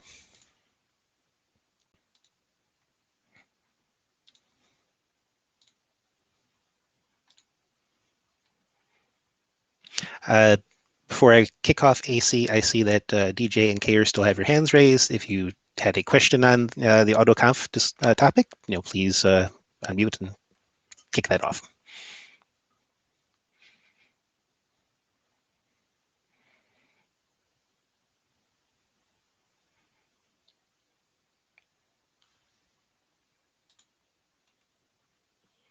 Okay, I do not see any questions. AC, you have the microphone.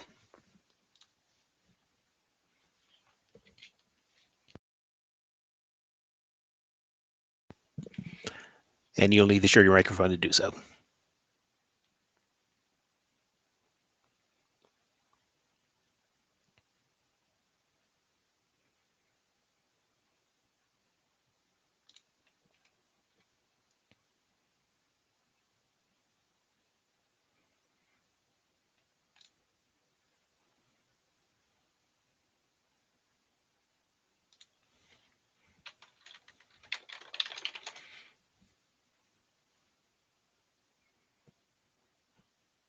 I am typing at AC.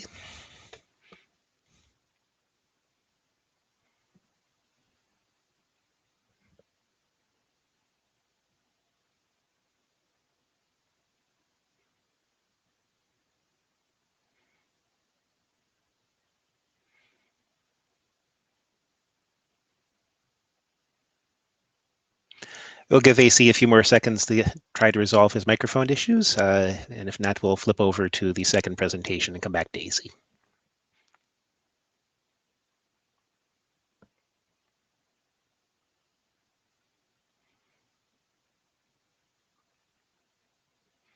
Actually, AC is going offline. We'll give him a second to rejoin and see if that is sufficient to fix the problem.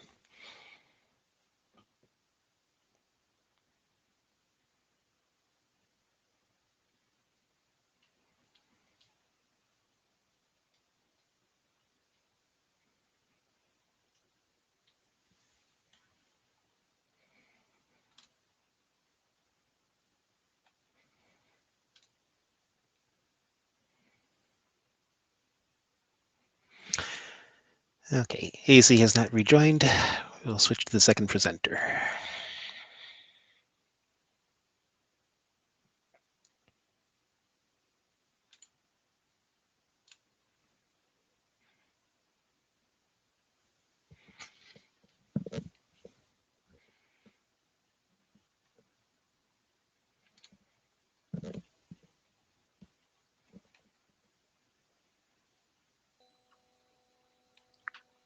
Hello.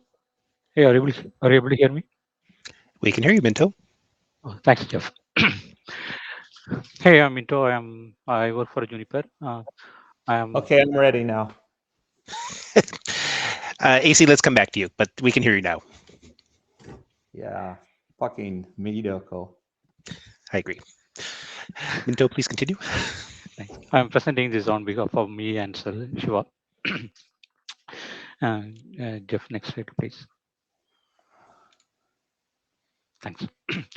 In today's agenda, I'm going to go recap the protocol overview and then changes in the version 1 draft. Right. So the scope of this work is mainly, as Jeff also mentioned, that reduce the address specific configuration in the BGP and use the template-based configuration. And this work is mainly targeted towards a single hop layer 3 peering. It's mainly for both for the link local BGP peer as well as the loopback loopback address based peering. Right. So the main idea is to advertise that the BGP transport information in the protocol, so that both the end or all the everybody in the network able to discover each other's. Right. Jeff, next slide, please. Thanks. So this is built top of the UDP to mainly to avoid the layer 2 and media dependencies such as such as the link level, link dependent encapsulation or the MTU like problem. This uses a link local multicast similar to OSPF and LDP, and to restrict that for multicast within the link. Right. It's also only accept the TTL with the 255. This is an added filter to protect from the outside network. And this is the TLV based protocol, and the TLVs are grouped with the messages. Right, the messaging, the grouping of messages will provide a layering in the protocol. Right, so you have a base layering where it mainly for the protocol, and this next set of layering that is to advertise the client information such as BGP transport information. So the BGP or the BGP transport information, it's advertised with the remaining lifetime, right? And it's continuously refreshed as a soft state protocol.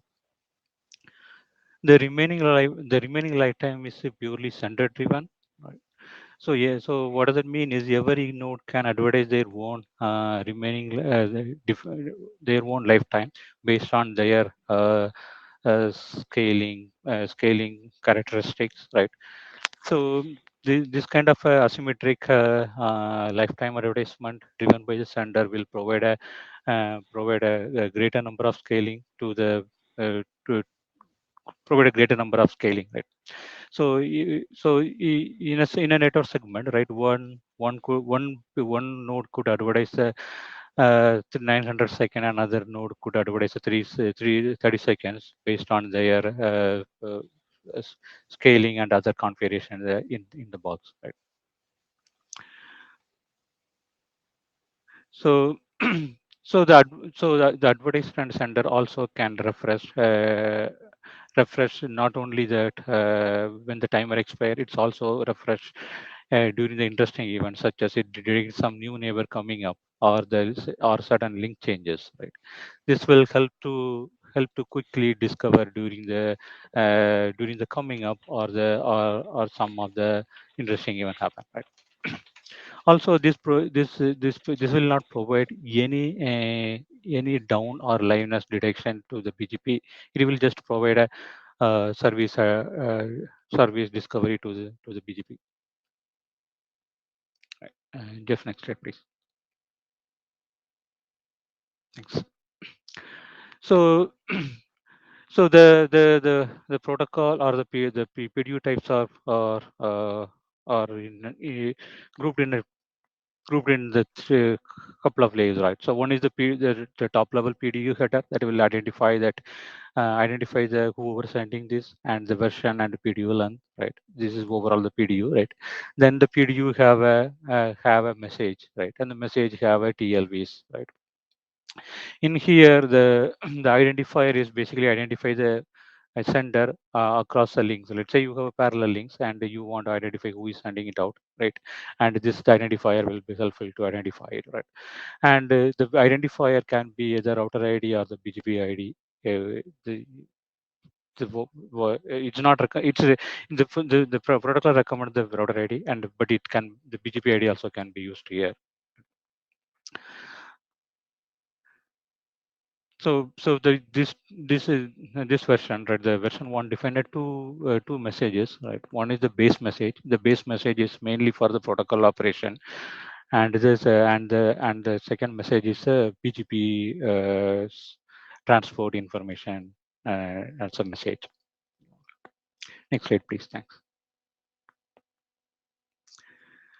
This is structure of the message, right? So the one octet or 1 byte for the type, right, and 2 bytes for the length, and the message ID is mainly for the debugging purpose, right? So if you had some issue, then it will help for the logging purpose.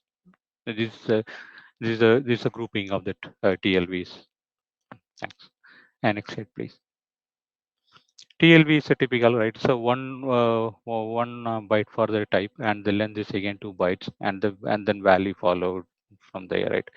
So some of the TLVs are zero values, or some of the TLVs are variable length values, right? Thanks. Next slide, please.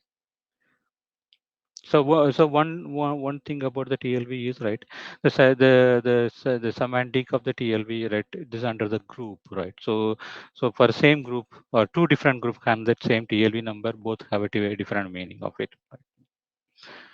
So this will give a more number of or the message specific TLVs. Right? So so this is a essay based message. So there's a so in the earlier version defined 3 TLVs, right? The remaining TLV and the config sequence and authentication. There's no changes in these TLVs, right? So the one new TLV that added is a reference request.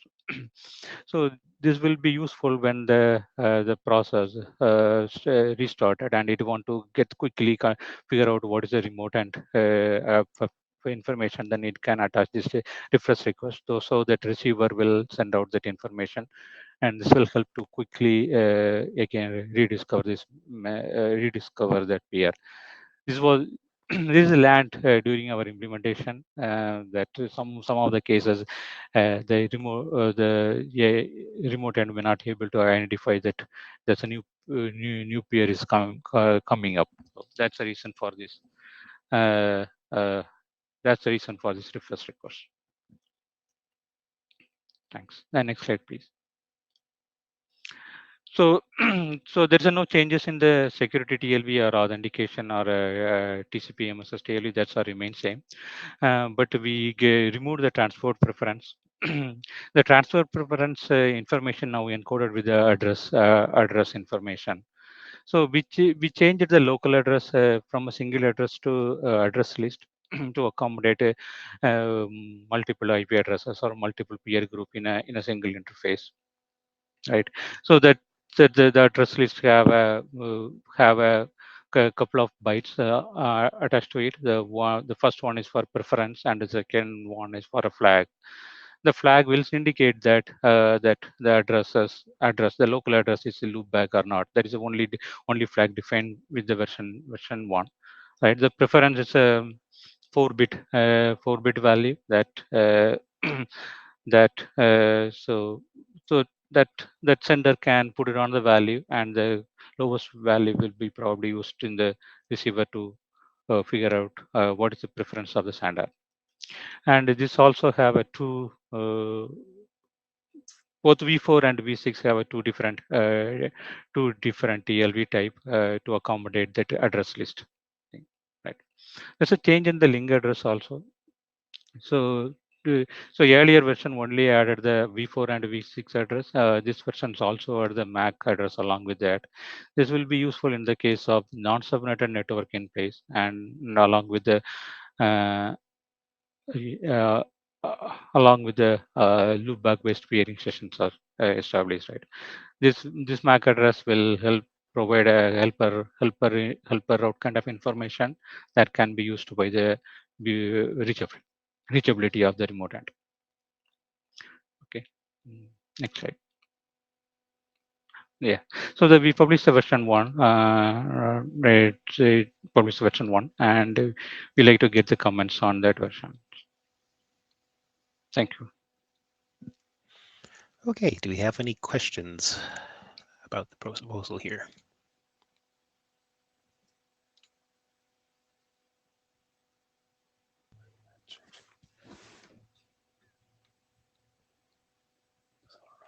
Okay, thank you, Minto. Before you go, since we've had discussions, do you have any comments about how this is evolving as a side effect of working through implementation?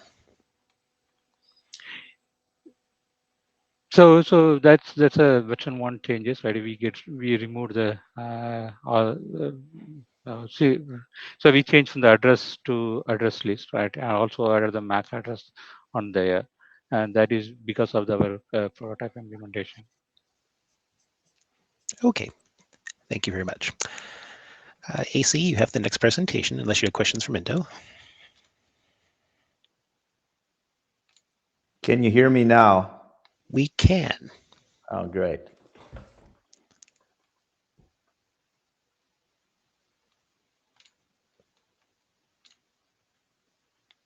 Okay.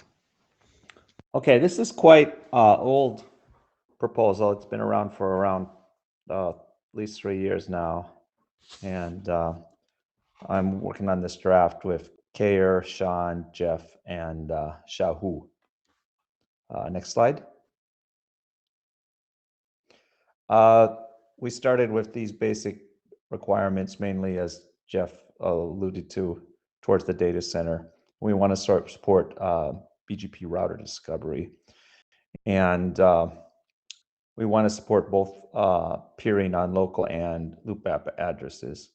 And we want to discover authentication mechanisms that the peers support, so you won't have to retry and things like that. You think about, there's a lot of the BGP negotiation is done through the capabilities, of different capabilities. But if you're authenticating, that you have to have the authentication mechanism before you can even bring up a session.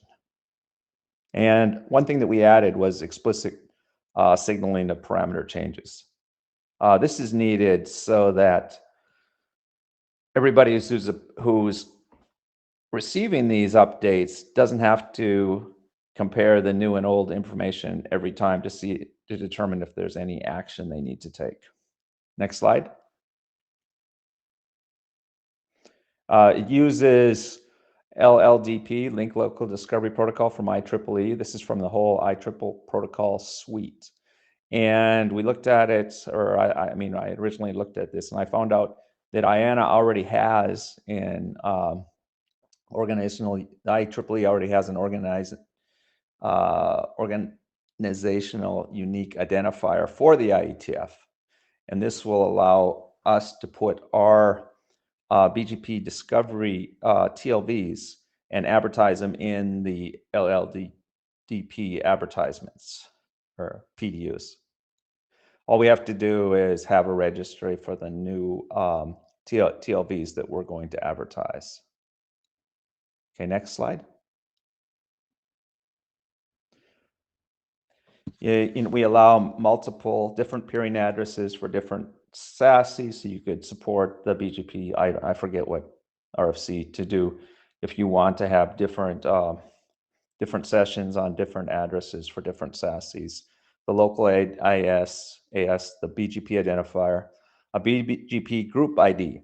Now, so far, we haven't tried to standardize these. We might, if we get adopted, we might have a couple standard ones of what this group ID, and then we'd have also allow for specific domains to just define what different IDs mean in terms of BGP types of roles they're playing or parameters they're supporting or things like that.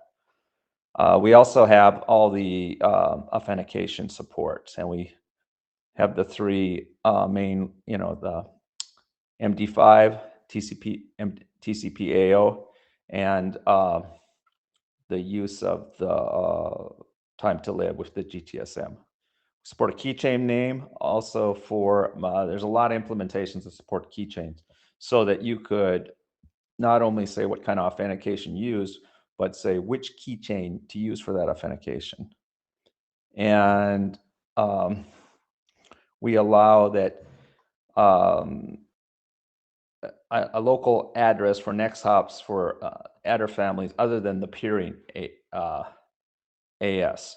So let's say you're doing advertising IPv6 over an IPv4 session or the latter. We allow another address to be specified in the discovery mechanism. And this config state version. This indicates that there's a change that the people that are listening to these LDP advertisements, which I might add, or it's LLDP, I didn't go through that. It's a periodic broadcast at layer 2. So, and pretty much each message replaces all the information in the previous messages. So it's this helps the receivers understand whether or not something changed, and they may have to take some action based on that change. Next slide. There, we didn't try and add any authentication, either authentication, or encryption. We allow on the MACsec, which is also part of the IEEE 802 suite. And as some of you know who are involved, or at least have heard the other presentation, that we've had presentations in LSVR on LLPv2, which is an iteration of this that's happening on, a new version of link local discovery protocol that's happening in the IEEE. Now, we could certainly benefit from this, both from it allows incremental advertisement of changed information, so we wouldn't be replacing it every time. And it also allows the information to go over multiple PDUs, so you can advertise more than what will fit in one PDU. So we definitely benefit for it, but we wouldn't want to, if and when, I shouldn't say if, because they've already started a work group on it. IEEE is working on LLTDP-B2. We could either publish a new draft or update this draft to say how we take advantage of it. Next slide. Okay. As Jeff mentioned, the AutoConf design team document that he recently updated, so it's not expired anymore. It's been updated since I made these slides. And we really satisfy all the requirements in the draft, with the exceptions of it required authentication. We don't provide authentication in this LLDP discovery protocol, but instead rely on the other IEEE MACsec protocol. Additionally, we allow peering on like a loopback address. But we don't explicitly say, okay, if you get a loopback address, if you don't have a route, add a route over the interface on which you received it. We're not doing this. But I don't see that we don't meet the requirement, because you could advertise a loopback address. then the client of the discovery mechanism, which probably, if it's a routing protocol like BGP, it's already a RIB client anyway. It could add the address and be the owner of that route rather than making the discovery mechanism itself a RIB client, which we thought was a better trade-off. And I think the last slide.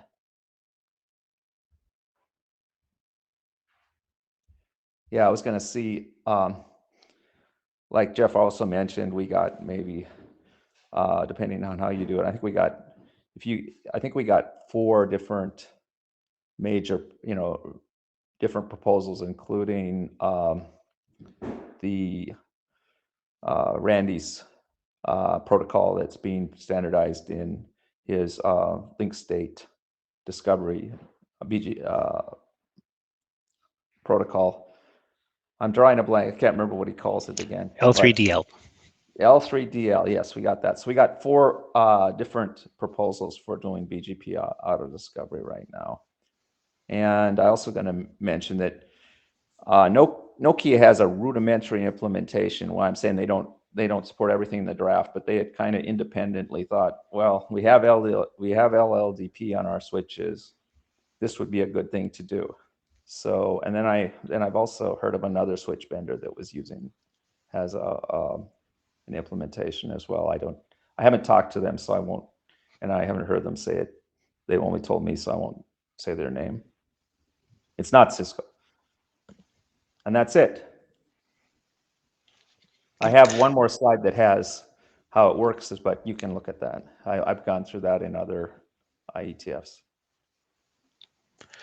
And adding on to your presentation, Juniper had done a non-shipping prototype of LLDP discovery as well, and for the most part, it did work as well.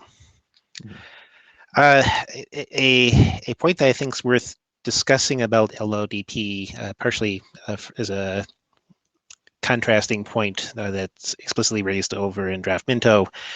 Lifetime of the LLDP discovery messages is effectively for the length of the LLDP session, correct?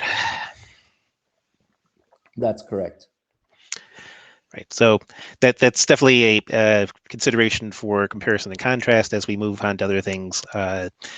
The L3DL proposal, very similar to BGP, the messages basically stick around until they're explicitly withdrawn. So that gives appropriate scoping of time. And these things become sort of important comparison and contrast points for the 3 mechanisms we have under consideration for data center and several of the ones that don't. The session-based ones have explicit time based on the sessions remaining alive.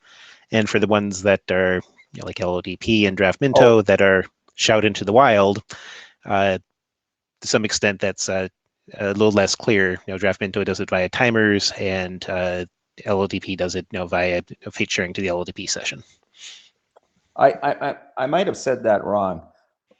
Maybe somebody at one of the other offers. I mean, actually, if you were to advertise without it, because LLDP replaces the current information every time, if you advertised without the information, it would be exceptionally withdrawing it. Indeed, and certainly one of the things that could also be done as well is, if the TLV is withdrawn, or just simply blanking out the state and bumping the config state version. That's also a way to do it as well. Right, yeah. Mm-hmm. Okay, any questions for AC? Let's check. I think we should put that in the draft about because it wasn't obvious. We should update the draft with that point after discussion about how to if you want to withdraw information, whether it's a complete replacement, and I won't try and say exactly, but I think I had always envisioned that you just wouldn't advertise it, and because it's in there's no LLDP, you advertise everything every time, at least version the version 1. We'll put that in the draft as well. At least, or we'll do with the config state with no value. Minto, you have the microphone. Yeah, thanks, Jeff. Yes, I have a couple of questions. Right. Okay. So in the implementation, do you see the recommended or the interval configuration for the discovery? The first question. The second question is, should the keychain name should be same across all the devices, right? The third one be the loopback address peering detection, right? So with the voice PF or other routing protocol, do you see that any such a deployment scenario? Thanks. In answer to the first question, the advertisement is inherent in LLDP isn't only being used for this, so it would be whatever LLDP is configured to use for the interval. And for the second question, the keychain name would definitely be the same, because because you don't know who is receiving this, because it's just if you knew who was receiving it, it was discovery. So you'd have like common keychains for common authentication. You could. I mean, you don't have to use this if you don't want to do it that way, but you could. It just the thing about keychains is they provide a nice mechanism for rollover of keys when you want to change them across devices. And for the third question, we hadn't really considered other protocols using this discovery mechanism, but I guess you could. I mean, sorry to jump on this. The third question is, right, so you mentioned that OSPF is required for the reachability information. No, it isn't. Is not. You could actually have any. You could either you could have anybody who's a client of BGP could add the route to the loopback address based on the interface. What interface it was received on. Could add an interface route to the loopback address for peering. I'm just saying we're not making that a part of the discovery mechanism. Okay, got it. Thanks. Do we have any other questions?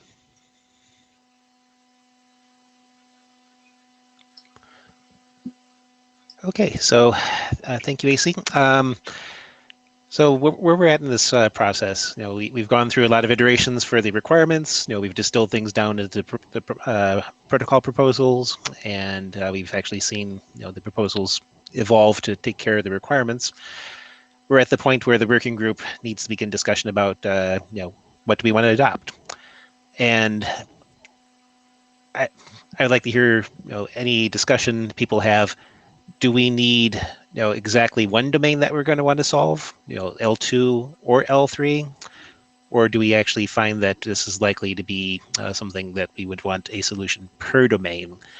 The one personal piece of input I'd give, based on the requirements discussions that we had, is that L2 discovery sometimes is problematic depending on what the link happens to be. If there's a switch in the middle, as an example, that makes things challenging. The LLTP document does actually discuss some of those considerations.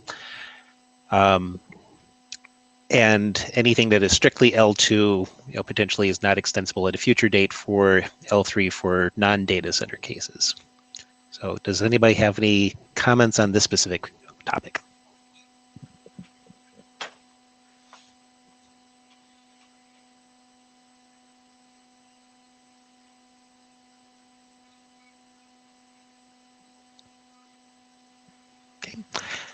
Had a long interim, so I suspect people are getting a little on the tired side of things. AC, activate your microphone.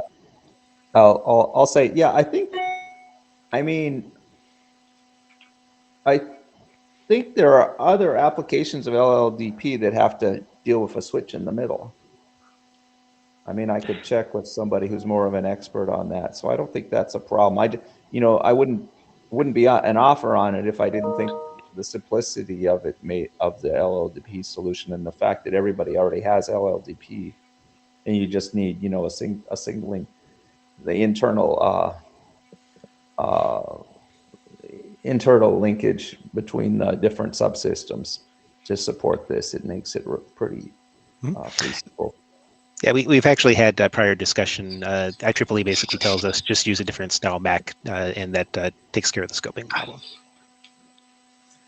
Randy, you have the microphone?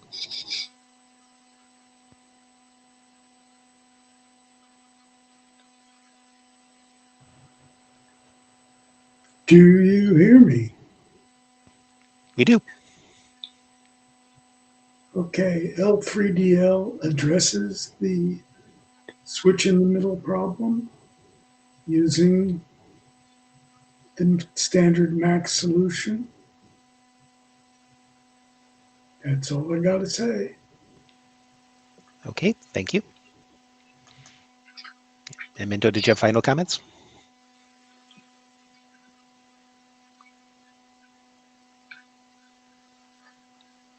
Okay, I'm just going to assume it's open microphone. So given that we're a little tight on time for the last presentation, we're going to move the discussion for adoption and which of the solutions we want to adopt to the mailing list. We're likely to send out the inquiries after the IDR chairs have had a chance to have our usual weekly meeting on Friday. So please look in your email for that. And we will hopefully try to drive this to conclusion, adopt one of the proposals, and actually one or more of the proposals, and get going on that. So Minto, AC, thank you for your presentations. Our last one for the day, again, going briefly back to the chair slides.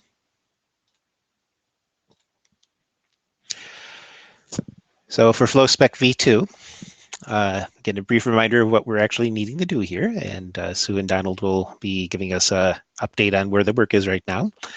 And they may have working group specific discussion that they're looking to drive. And actually, I'm going to leave it to the authors to describe the general problem space, because I believe that's part of their update. So I'll just resume their presentation there.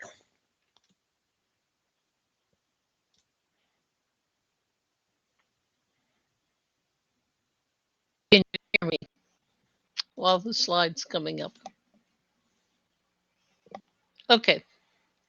So there's a -04 out this morning. Jeff, if you want to go to the next slide, I'll try to be brief. The addition since 03, we've added a TTL filter. That was a proposal to the working group in the MPLS filter, and an MPLS label. The MPLS label actions were part of an IDR draft. Donald and I have been trying to get a consistent set of filters and actions. And thanks to Donald, we've done quite a lot of good editorial work. At a 70-page document, there's probably still more to go. Donald's been really good with helping keep me on the track. Go to the next slide. We do have a couple questions. One that Donald keeps asking and Jeff keeps asking. We have base functionality, V1 and V2 ships in the night, interactions we've discussed, filters and actions we've discussed, and user ordering of filters and actions. All this was part of our work that we proposed, that we wanted a V2 that was different than V1. We wanted clearly defined in TLV's filters and actions, and we wanted to have user ordering of filters and actions so there was reliable ordering of filters so that firewall people could take the output of the information passed in BGP and put it in an actual firewall engine. And now we come to the questions that we haven't been able to really tie down, and they have to do with partial deployments, and as John has been putting, key, non-key information. And so there are always two implementations, just as a reminder, to allow partial implementations. You can simply say in a document that we're going to allow partial implementations and leave it up to the implementers. That's still some of the problem from V1. The other option is to pass on information in some sort of capabilities. And Jeff wrote a capabilities that didn't find adoption for V1. Let me go to the next slide because that'll make sense why we need these. We have the partial implementations, and we have an action in there where we've put a key, the NLRI, for the flow spec, tied to an action of die worm, because some people said, I really want to make sure if I've got a terribly caustic worm that it dies. Go to the next slide. Let me give you the example of the partial implementations and then the die worm. Okay, in the partial implementation, what happens if peer A does all the functions in the current draft? It does all the filtering, it does all the actions, but peer C supports DBV2, but really doesn't support MPLS. It's just doing an IP transit, and does SVC, okay, because there is an SVC flow spec. And peer E does everything but SVC.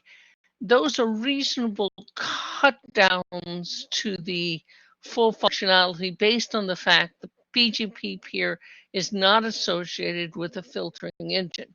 There are an option where you can just put it on hold in your flow spec rib, and if it doesn't install, that's fine, but it does leave gaps in case you do get routes in there. So Jeff's original work, along with his co-authors on his original draft, was to try to send around capabilities.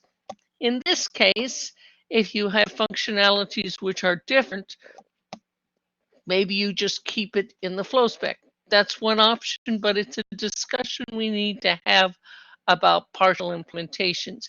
Even if you're working ships in the night with DB, with V2 and V1. Could we go to the next one? Now, that one I think needs a lot of discussion. Another one, after listening to the color discussion, is what I call die worm. Let's say peer A says, I've got to have this worm die so badly that I'm going to tie, as I put in there, an action TLV, which is associated with the NLRI. Notice it's an NLRI with a sort of action glued in. This is because some people told me when I was listening that that had to happen. But let me give you the problem. And then I have a recommendation. Me personally, I'll let Donald comment on some of it, but he's commented on the text. I tried to make it sense where enough that it's difficult text to write, which means usually it's difficult problems. So if you had a die worm and you had this flow spec set of match criteria, and you say the worm drops, okay, so that's peer A, probably in a particular domain, and peer C is in the same AS and it's going to drop it. But peer E is in a different domain and it would stream it and then block the traffic. Is that the same thing? Might not be. It might be that something might happen with the streaming, it might happen with the blocking. So here is a case that Jeff and I discussed early about tying something to the NLRI. Now, my recommendation after listening to Jeff and to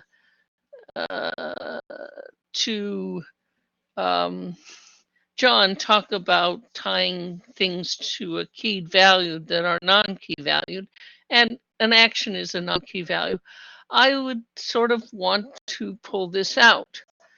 The question to this group is, do I pull it out now? That and reform the tax to a -05, or do we make this part of the working group call? I don't know. And that's sort of the question. The rest of it, we're pretty down to, go ahead, Jeff, to the rest, to looking for a working group call. The document has a steady base. I think for the partial capability, we really need to have a steady base with the filters we're going to have and the actions we're going to have, and comments on how to handle failures, sort of at least in its general shape for the draft. Now I'm going to go back to the die worm. Is there anyone that feels that we should add this? And Donald, you can tell folks that it's been hard to sort of write text on that as well.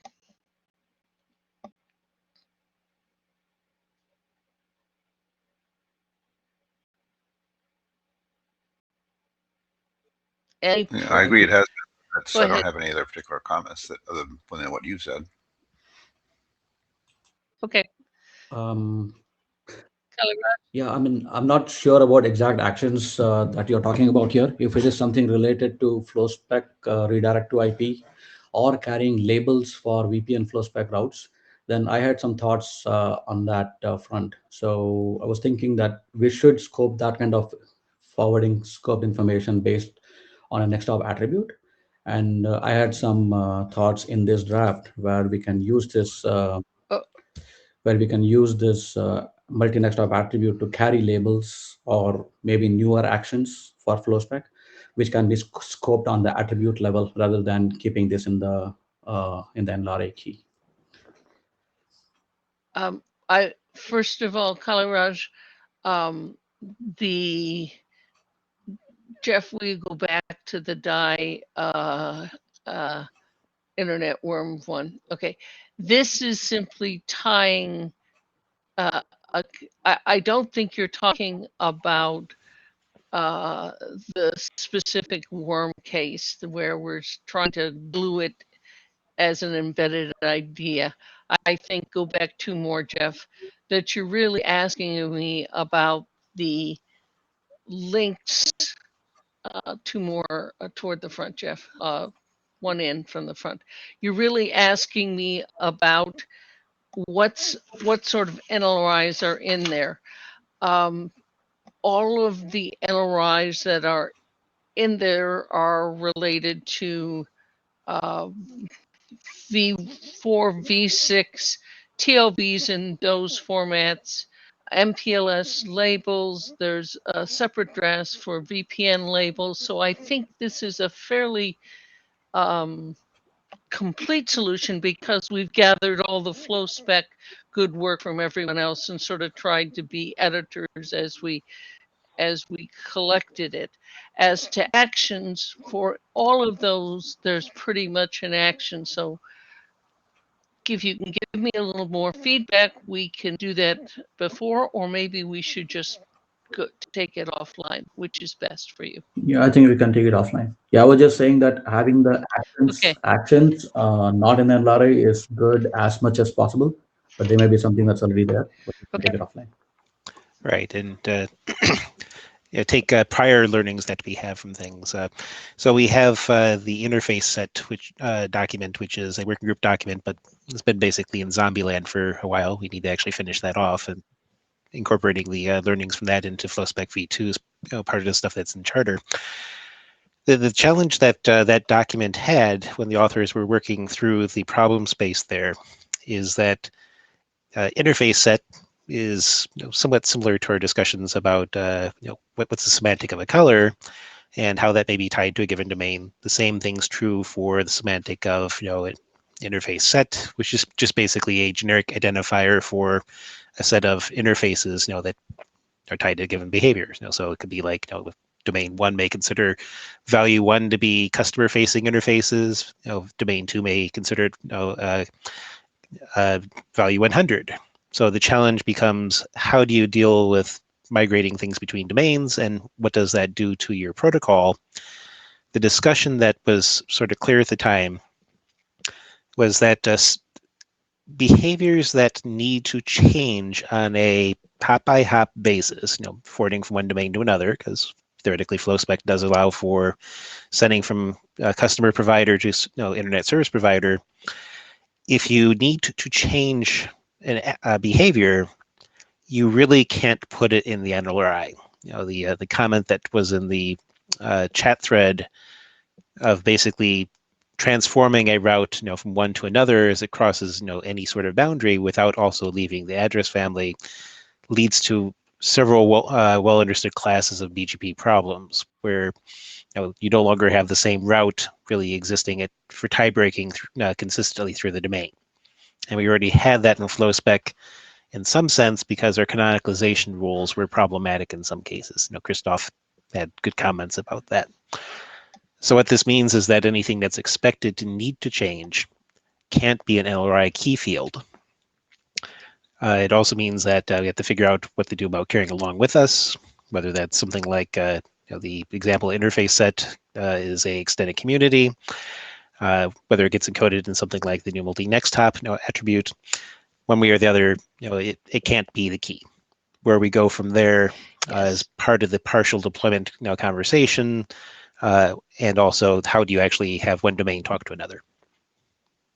Right. In the current definition, Kailash, there are two ways to pass it after I rip out the die worm case, which is either in an extended community, which is the way FlowSpec v1 is being done, or in a wide community. Since we are probably heading rapidly to the wide community working group last call based on 2 implementations, the wide community could be used to have a more extended space for actions. Okay, so there are 2 ways. Those 2 ways are attached to an NLRI and not a part of the key, just as perhaps another attribute could be defined to be attached to the NLRI. If you think there's something that a wide-based community might not fit, it would also be good to give me that information. Having additional filters that might handle CT or color are also appropriate filters, as we have SR segment routing filters in the V2 draft. The V1 draft was closed, so we're trying to put new by working group decision for new functionality. So we're putting new functionality in the V2 draft. So Jeff, did I hit Kaliraj? Did I give you sort of the context of how this is looking, at least to help you think about it? Yes, I think I would like the what do you say, the community carrying the action more than in the NLRA, like Jeff was saying. But Yes. better than the community would be something like the next hop attribute, like the multi next hop attribute, which is extensible. So if we can scope it there, that may be even better than the having the community. Maybe take it off. If you have a proposal for that, if you would send that, or I noticed you put a next hop attribute. If that is the proposal, I can look at that, but we should probably talk offline if you want to add something like that. Sure, yeah. I don't think adding another way to attach FlowSpec is a real problem before adoption. So probably Donald and I will rip out the NRI-based one and then look at in working on your next hop attribute as well. Jeff, I think we've hit end of time. We have. I want to leave people with one final comment specifically about this. So the requirement that we have from a functional level is, as we sort of discussed, we have match criteria that should not be part of the key fields because it needs to be able to transform, and that needs to be able to be bundled along with the BGP route. We also have a criteria that the actions themselves also get bundling. one of the faults that we currently have in current flow spec encoding is that extended communities are effectively, well, they're very easy to manipulate. They also don't have any defined relationships to each other. And one of the things that we found as we started specifying new action types, things like redirect IP, redirect to VRF, etc., is how these things interact with each other. And this means that extended communities was a very clumsy way to try to actually say action 1 happens, then action 2 happens. So as an example, redirect to VRF, and then inside the VRF forward to a given next hop. And this type of problem is just going to compound if we stayed with the existing format. So again, some way to encapsulate a set of actions, potentially with orders, potentially with conditional logic branching, depending on the problem cases being used, is a necessary thing. Wide communities is certainly a place this could go, but that said, we have a functional requirement. Whether or not wide communities is the solution implementation is an open discussion point. That's true. Wide communities presents one. Extended communities will not go beyond the strict ordering to a user ordering because there simply isn't space, but it will go to the strict ordering that FlowSpec V1 has. So it'll be user-defined ordering, and then after that, strict defined ordering. Of course, as many people do, you could play with that in configuration, but that's part of our discussion with the partial things. What happens if one person orders their actions in one way and another flops it? That's a bad, that can turn into a bad thing. But that's all part of the partial ordering. If I should re-present actions, I've presented actions in several in the interim in the fall, and then Donald presented it at the ITF. But please, I'll send out a summary of actions that Jeff can send along with the a short paragraph that we can send it along with the working group adoption. That's it, Jeff. We're now 2 minutes over. Right. So finally, thank you everyone for attending. We had excellent discussion for especially the CT car stuff. We are going to endeavor to have the minutes prepared and done by end of week and sent out to the mailing list. And we'll appreciate any discussions that follow up from that. Clearly, CT car has a lot of interest, and it may make sense for us to look as another possible interim to discuss specific points that we hopefully converge a little bit better on the mailing list. We do have some possibilities towards mid-February. The chairs will be discussing that as one of our items on Friday. Meanwhile, thank you for your time, and we will talk to you all later.